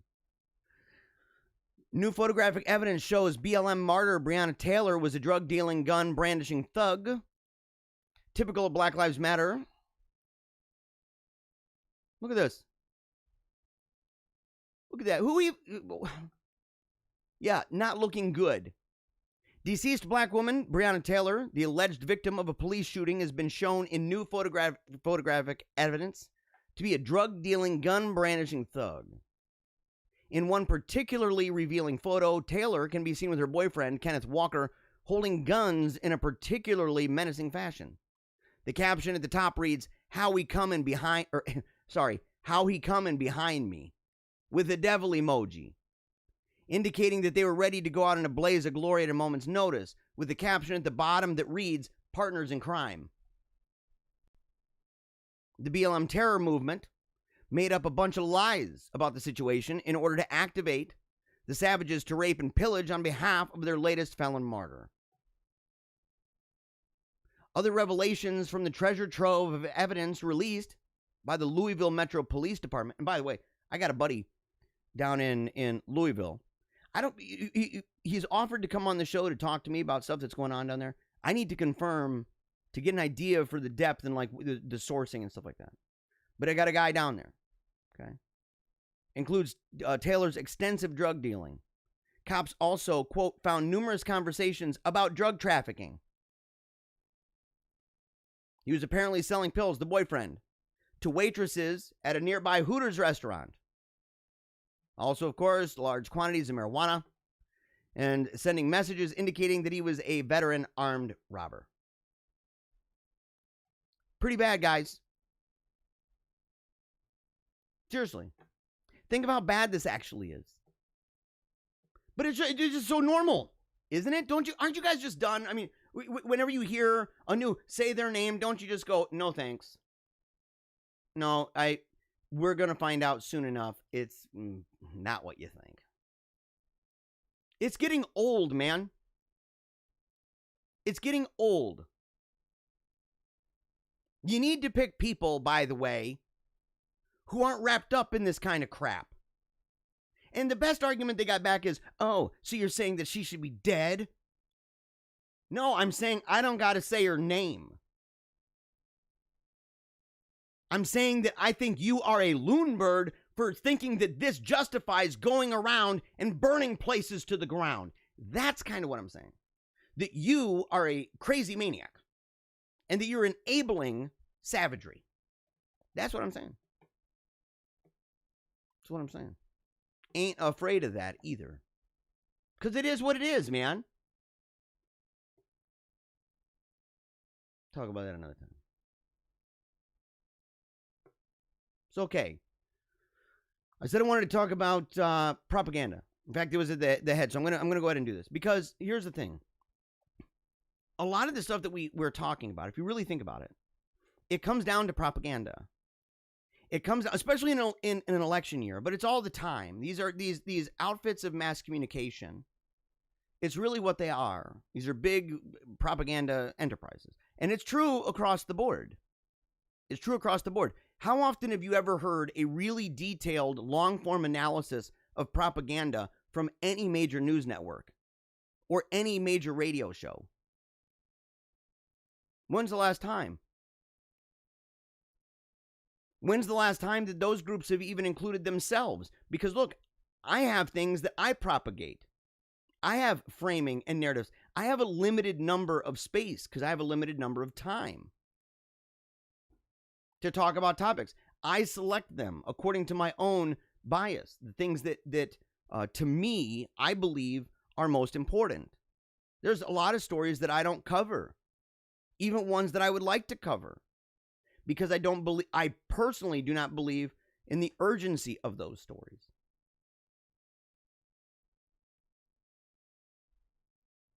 But how often do you hear this? Most of them like to treat it like the others over there, those guys are all that way. I'm saying that this is something that we all need to be just kind of aware of. The Art of Propaganda, Tacky's Magazine.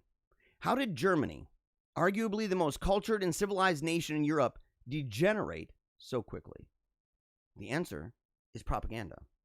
Man is a herd animal, and propaganda moves the herd. This is by Bunky Mortimer.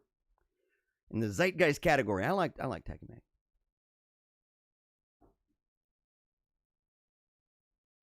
You know, talking about the Black Lives Matter and Antifa were created by a white intellectual elite.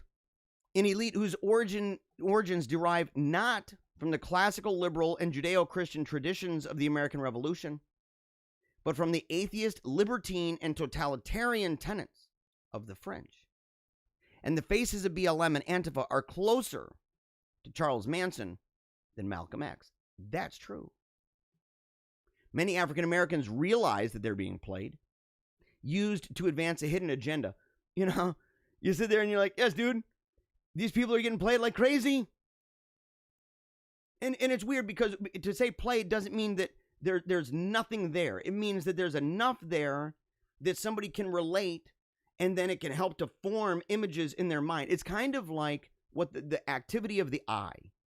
The activity of the eye, you know, if you know how this works, the interaction with the eye and the brain, you're seeing things in pixels. I mean, it's really, really, really, really chopped up, right? It doesn't look like what you see. Like right now, I'm looking at a camera. I've got the image coming back at me. Everything is smooth. Looking not too bad, actually. I feel pretty good about this. You're looking good today, buddy. So the thing is that it's rounded off these. But my eye is not actually seeing that. Okay? My brain is filling in blanks and smoothing it out to create the image that I'm seeing. It's a little bit of kind of a mirage. I'm not seeing what I see in one way, in one sense. And in this, it's the same way. That people can relate and say, look, you know, people in the African American community can say, look, I've experienced a number of things that really I don't think are fair, or that I wish were different. It would really bother them, and it does really bother many of them, how their ancestors were treated. And I don't even think that's a bad thing. I know a lot of people that are like, oh, just happened a long time ago, don't worry about it. I sit there and say, look, ancestors matter. I believe in ancestors. That's why I don't throw them under the bus. Because I understand what that means to them. And that's actually a very traditional thing, by the way. It's a very modernistic thing for people to just throw ancestors under the bus. It's where you came from. It's who you are, a product of many, many people before you. The world that you have is a product of many, many, many people before you. But it helps to what the media does is it basically fills in blanks, and it fuels it because it's manipulative. It's like the situation recently I was talking about, the story, and I never covered it, but the one about people who are updating old videos and old pictures. And you go, okay, you know, they got these old pictures, you know, from back a long time ago, early 20th century. You got these photos, or you got these old school videos, man, that are real choppy and everything, and they've updated them to 4K. So they're making them nice and they're filling it out. But the thing is, these historians are real worried about it. And for good reason, because come to find out, they have to add a lot of things to do that, to create that. And a lot of it is like it's fake. It's not authentic in that way. It's similar. They're filling in the blanks, creating an image. And it wouldn't be so bad. I understand that. In fact, it's not bad for the eye. It's not even bad for the general enjoyment of film. But when you sit there and you say, we are doing this, what the media is doing is more like a deep fake. It's more like a deep fake than a restoration.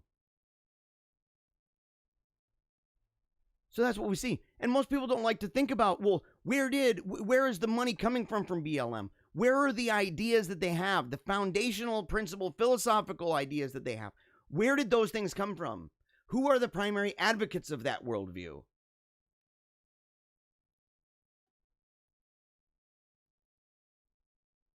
Yeah. The whole thing. You know, he goes through this.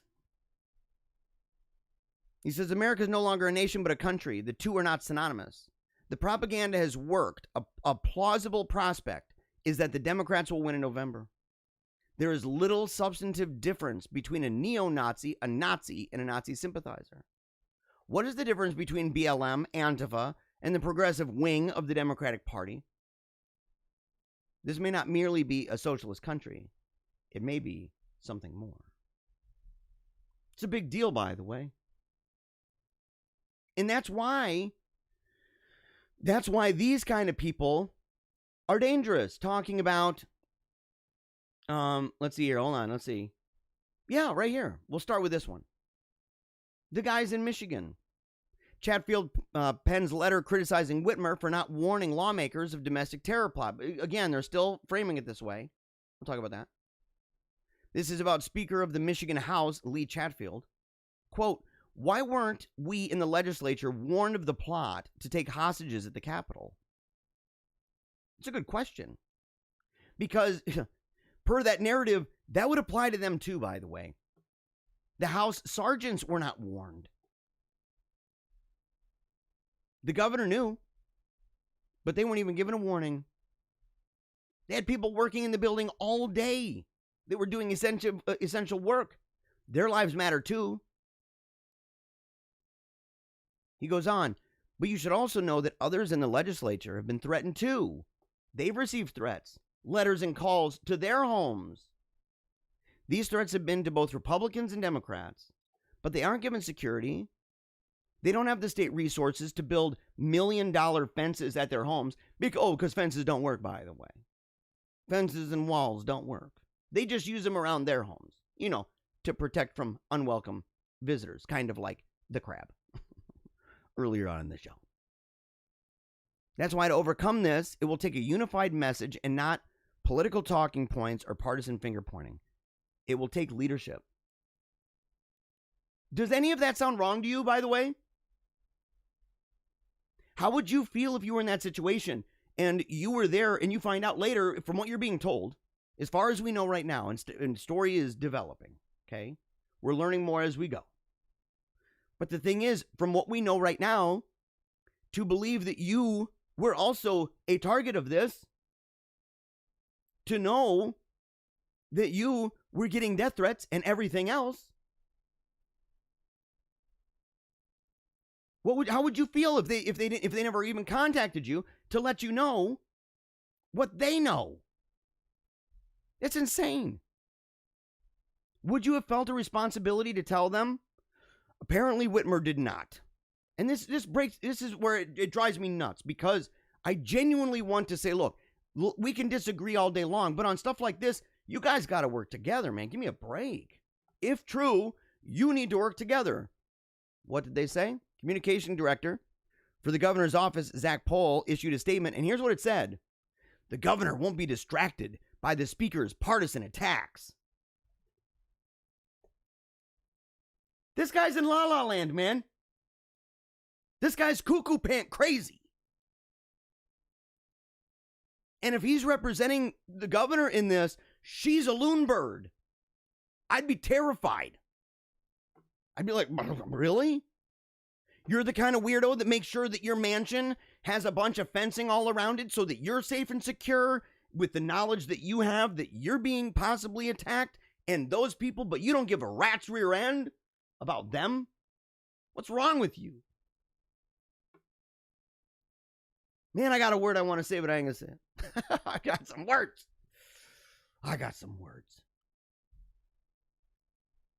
She remains focused on bringing Michiganders together. Oh, really?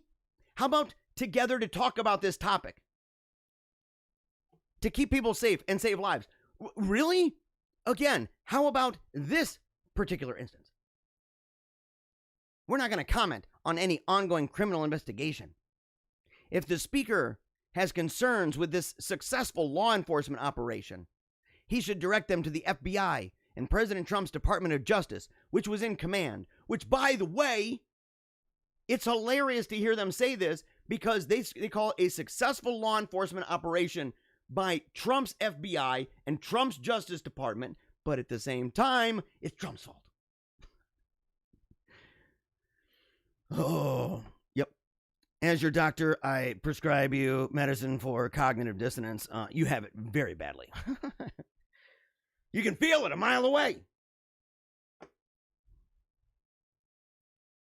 It's worth pointing out that within moments of the news becoming public on Thursday, Senate Majority Leader Mike Shirkey spoke at a protest against the governor that was organized by Speaker Chatfield's father, Rusty Chatfield.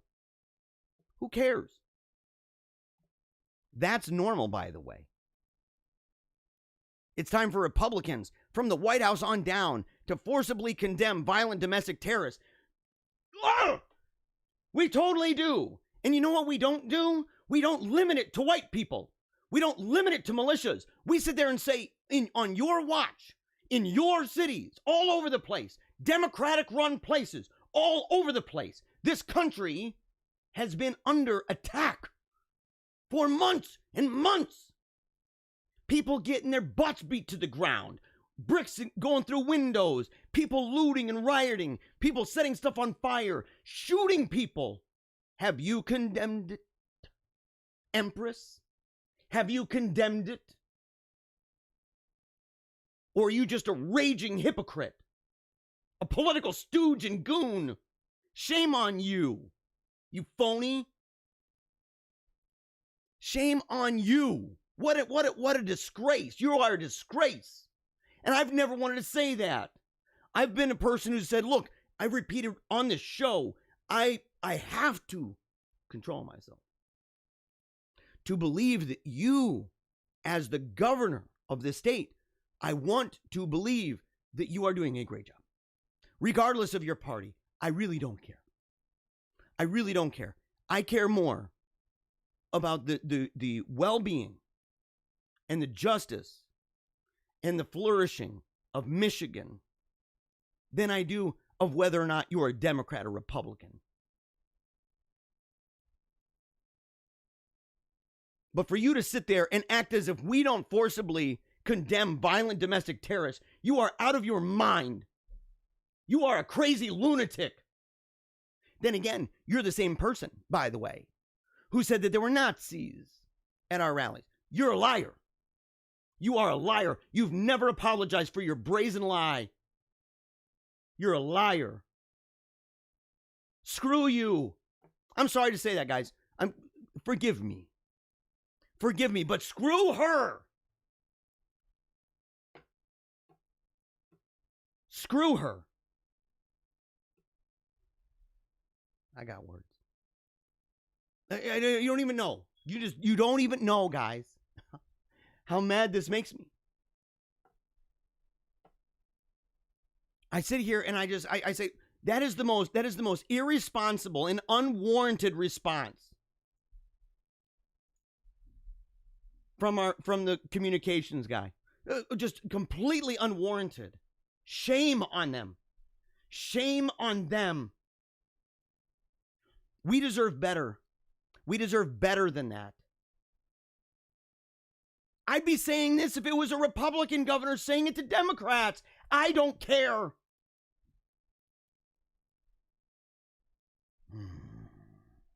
I gotta tone it down. Oh, I gotta tone it down. What is this, testosterone Tuesdays? What do we call them?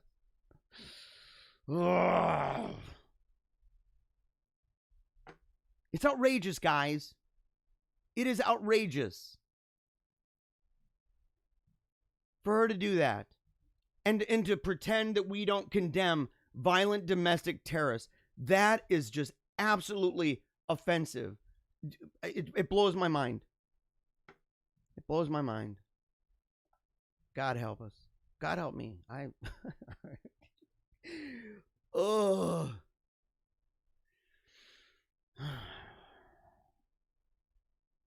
All right.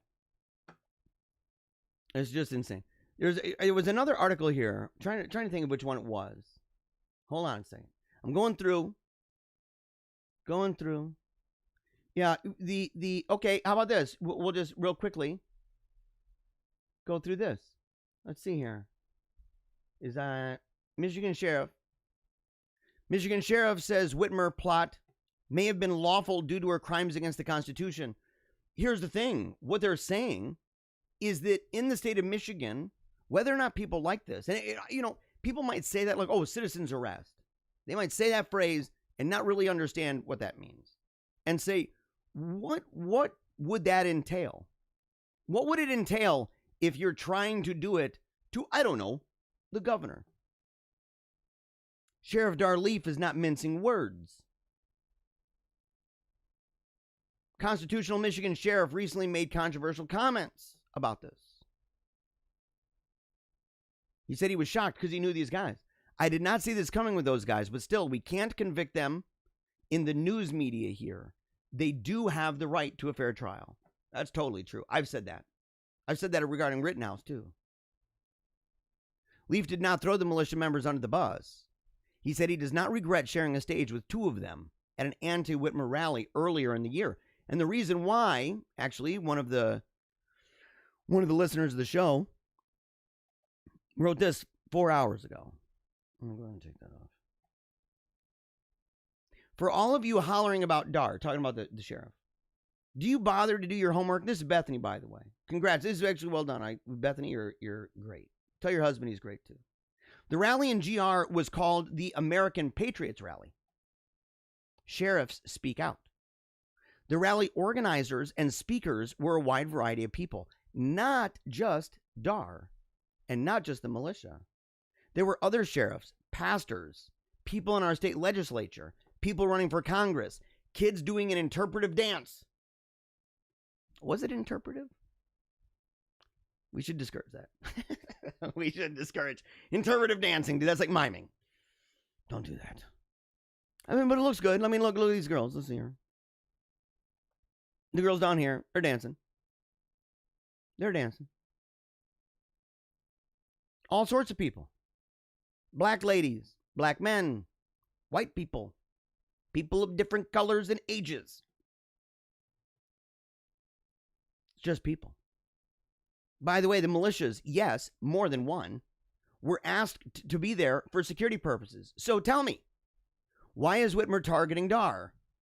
Why not the other people in much higher positions than him who were at the rally? Why hasn't it mentioned that they were there, with Dar? I can tell you why.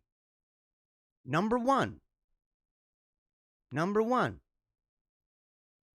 they would have her hide for it. 2, she hates the fact that he points out where she breaks our Constitution. Bethany in the she's in the comments. There you go. She said, I must admit you did not write it. Okay, well, I don't know who wrote it then. Don't know who wrote it, but credit where it's due. Whoever wrote that, you got to tell him it was on the show. You got to tell him it was on the show.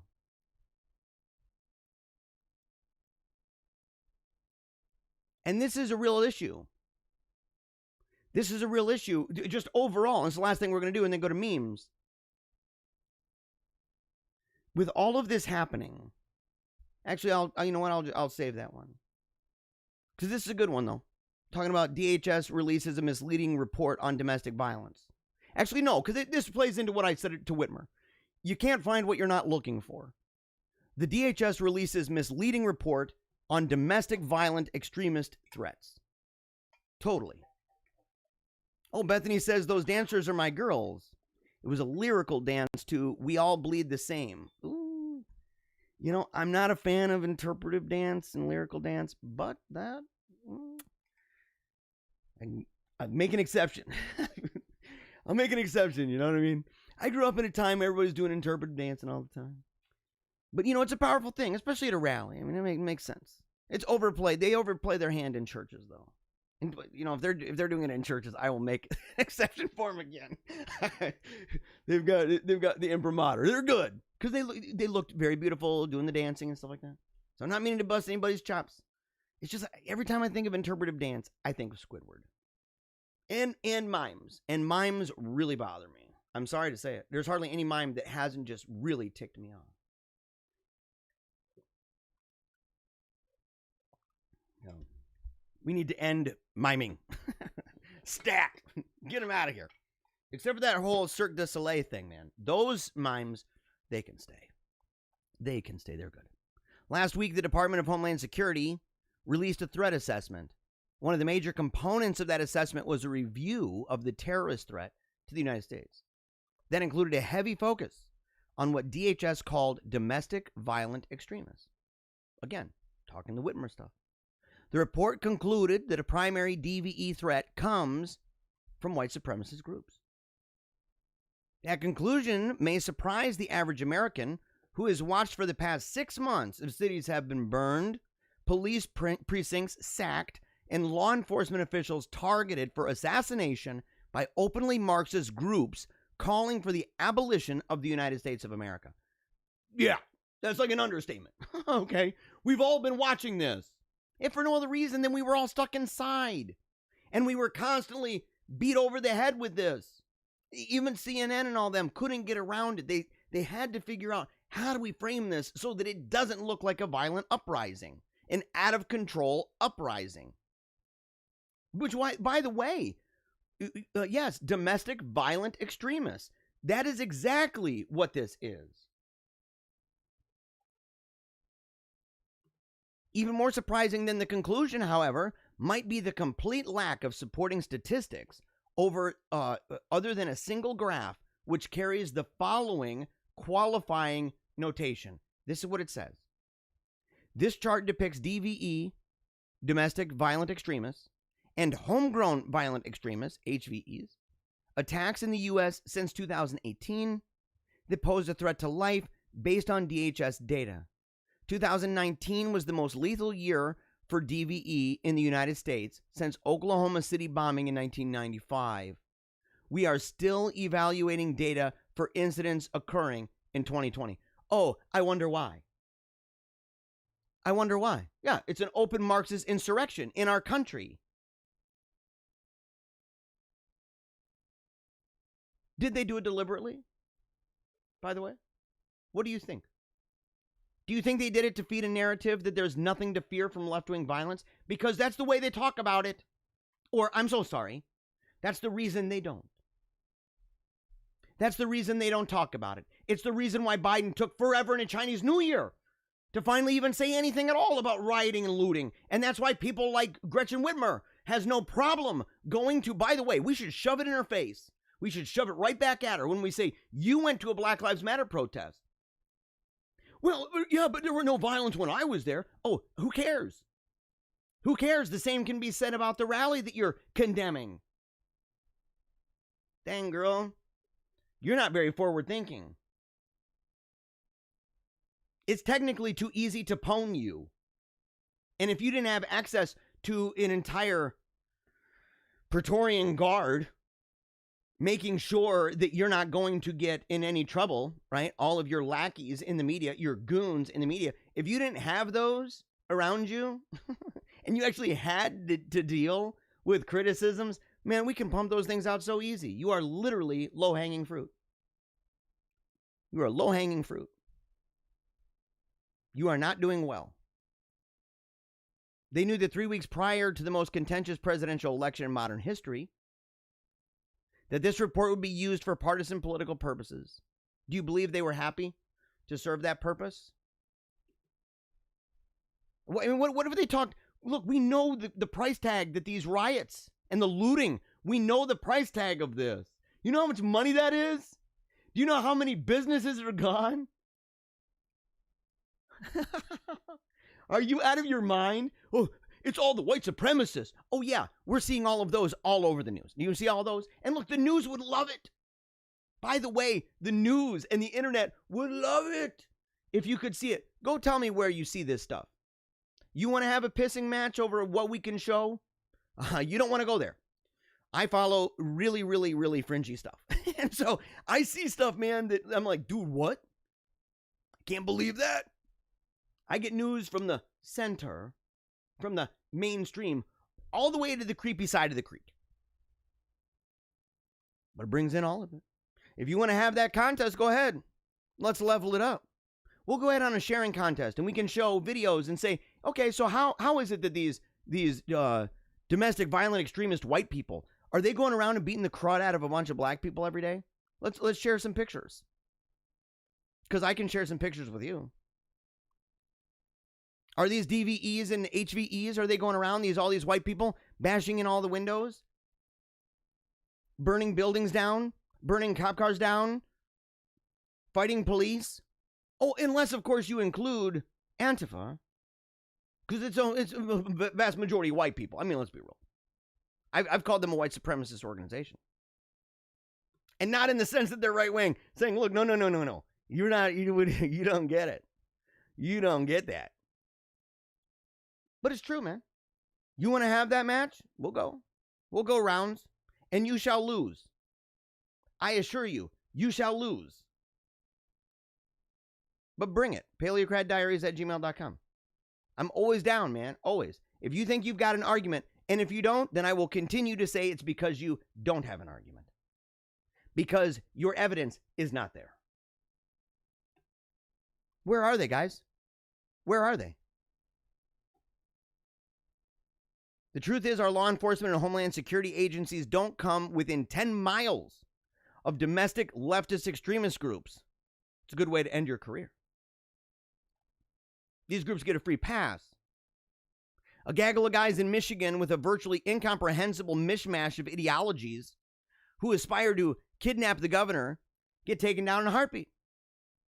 A 1,000-man strong group calling itself Not Effing Around Coalition, the NFAC, espousing an ideology which says that white people will serve as slaves to blacks in heaven and demanding the state of Texas as an independent black nation are regarded as, well, no threat at all. Stopping cars, coming up, talking about reparations, demanding money. Oh, no threat at all.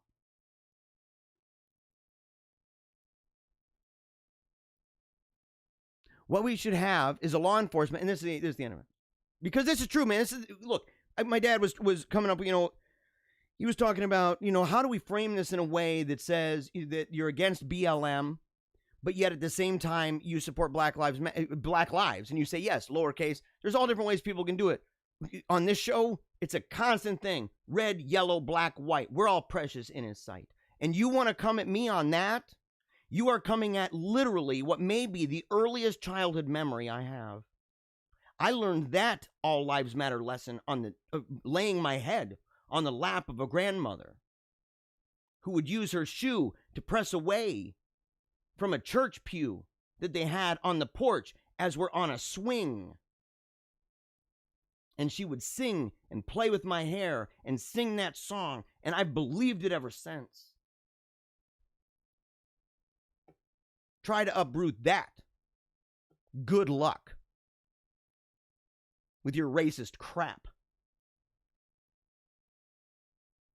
What we should have is a law enforcement and security apparatus that is truly colorblind, not just in the sense of pigmentation, but in all respects. If you and your buddies spend your free time stockpiling weapons and explosives and plotting to overthrow the duly elected government, kill law enforcement officers, and kidnap public officials, you ought to be arrested and rapidly find yourself in front of a judge being sentenced to serious time in prison. Your ethnicity, your religion, and your political persuasion ought to be irrelevant. Bam. That's just true. That is just true. All right, we're going to memes, guys. It's meme time. I gotta have a music thing, man. I gotta have like some kind of music, thing that makes it so that so it sounds good. Oh, let's see here. There we go. Bwam. I'm not even reading it yet, but I saw it. I'm seeing it. I'm really grateful you guys went along for the ride today. Make sure if you want to share any stories and have me cover different topics, make sure to send them. Or to do interviews. I've been working behind the scenes, coordinating, guys. Coordinating. I've already let out a couple names of people that I'm talking to. But it's going to happen, And actually, there's going to be a new thing. I don't want to announce it too much, but basically talk to my manager. And he said, what do you think about doing like reactions to videos? And so I've incorporated a little bit more, like the one of the raccoon guy, right? The shark, we did that. But also do ones about religion, politics, culture, stuff like that, where instead of just reading quotes, that we would include sound bites, because that's a good idea. And it's a video show. I'm learning, guys. I am learning. All right, memes. And remember, anything like that, paleocratdiaries@gmail.com. Okay. I've seen a lot in my life, but never have I seen a man who was armed and unarmed at the same time. Okay. It's like the joke, the idea, that somebody is a valet driver and they ain't got no arms, right? Okay, let's see. iPod, iPad, I paid, I peed. Okay, yeah. They're going to figure it out real soon. Real soon.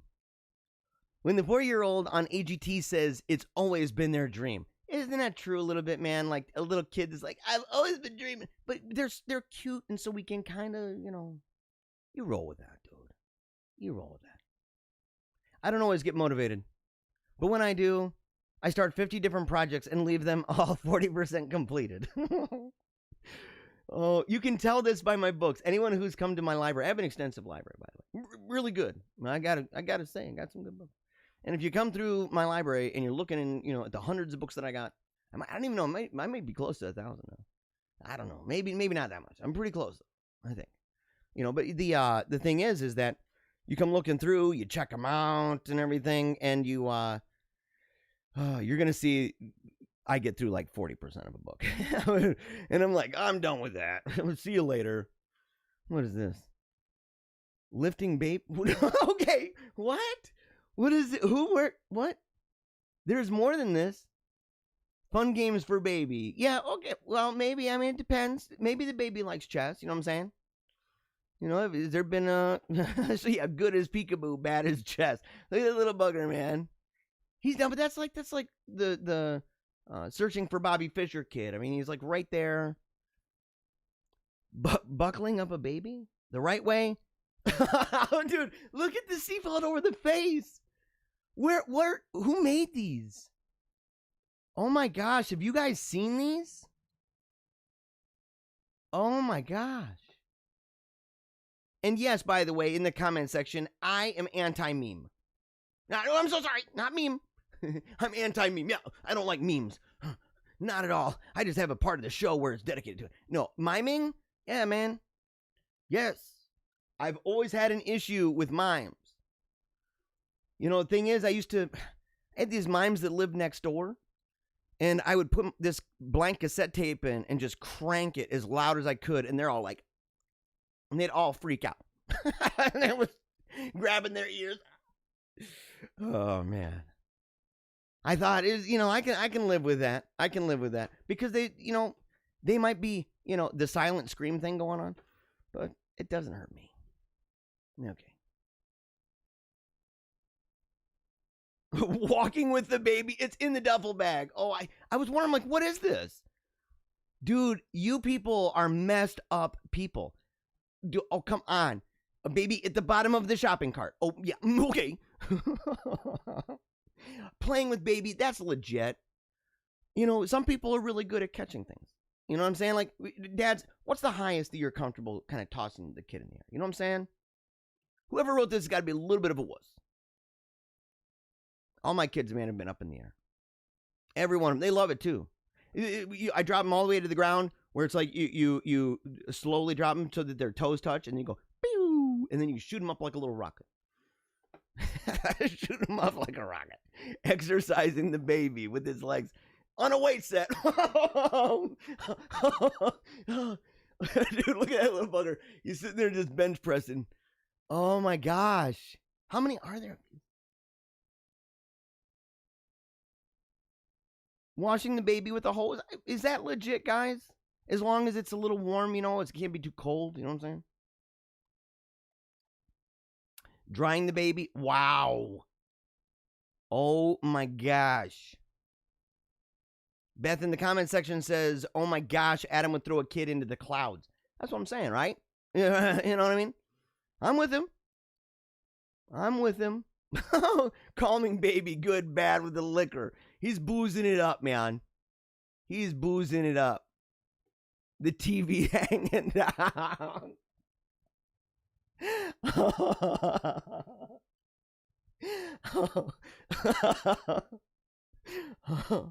Oh my gosh. Dude, that is hilarious.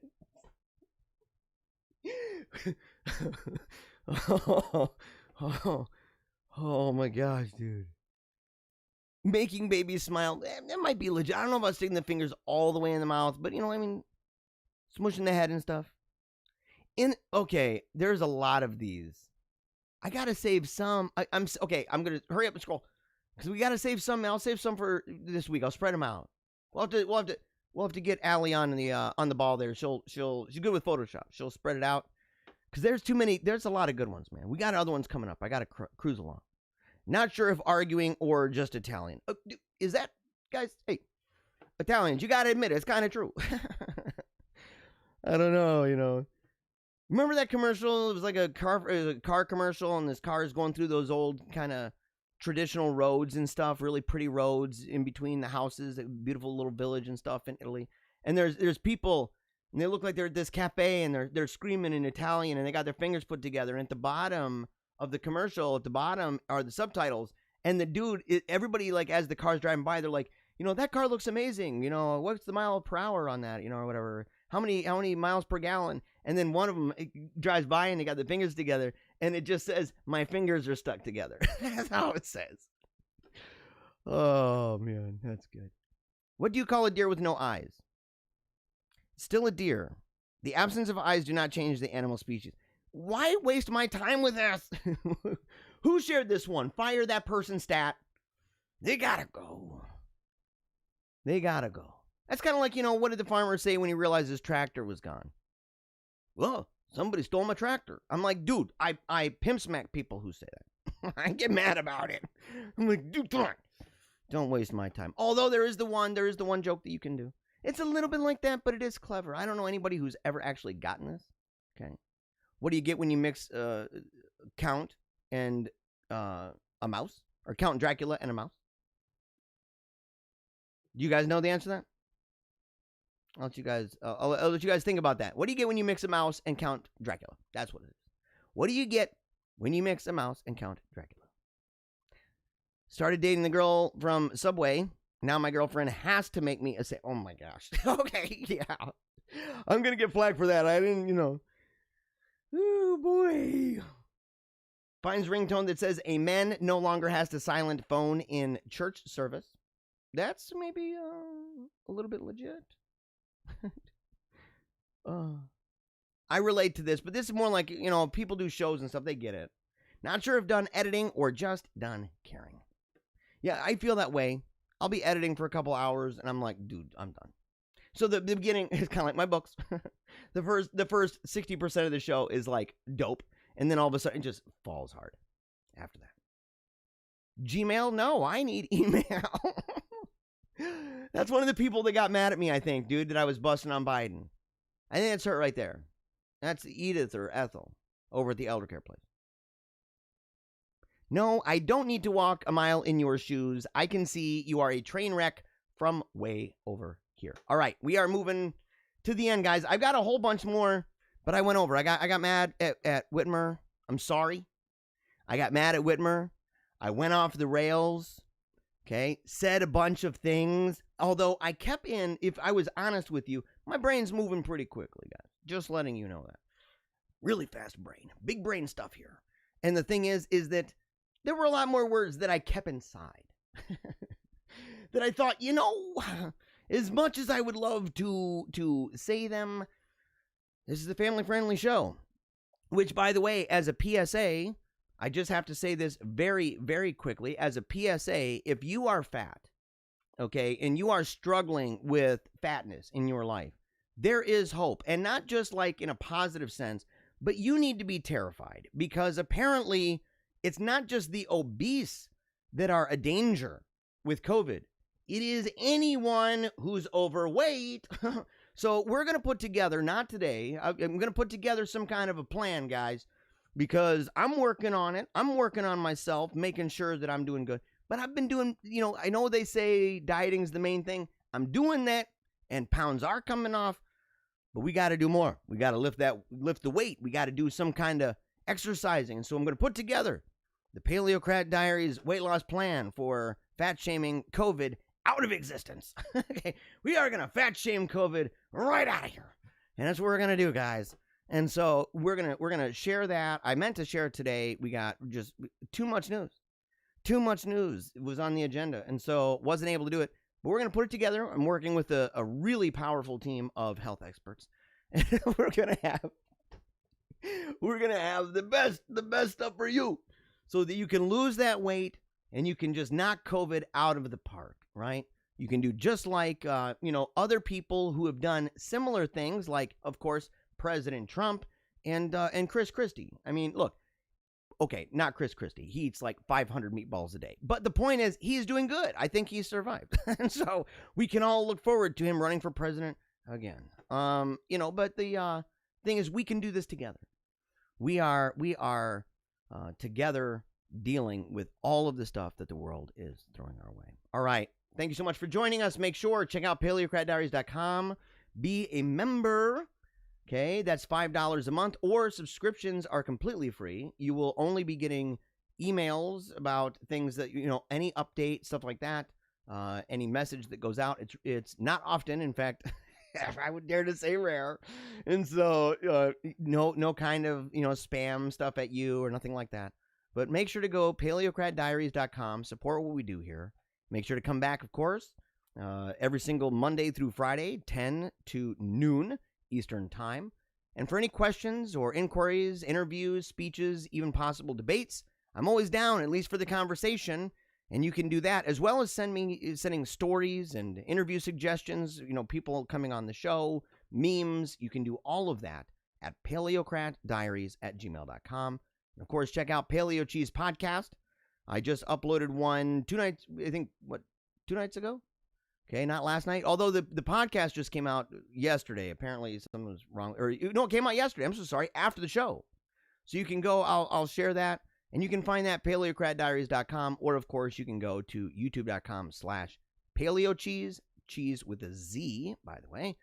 And lastly, Meaning of Catholic. If you still haven't seen the debate that I had with Timothy Flanders over whether or not you should vote for Donald Trump in the 2020 election, I strongly encourage you to go check it out.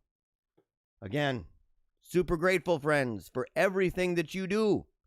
For everything. 5, 4. Until next time. 3, 2. Never give up. 1. Keep on smiling. And momentum on.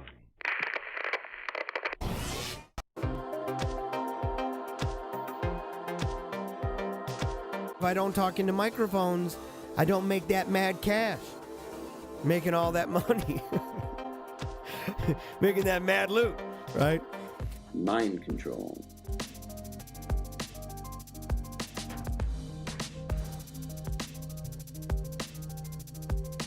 So we see the minority elite imposing their ideology on an unwilling and resentful populace. This causes a backlash. People get ticked off. The left is working long and hard to make us feel as if we've done something wrong. Worse yet, that we are the problem. Don't let people just rip on your heritage. Don't let people just rip on your traditions. Don't let people rip on your heroes. Stand up for what you believe, what made you who you are. So unless this disenfranchised majority begins standing up for what they believe in their heart of hearts to be true, I think we'd be left with nothing more than a dirge and maybe a funeral procession.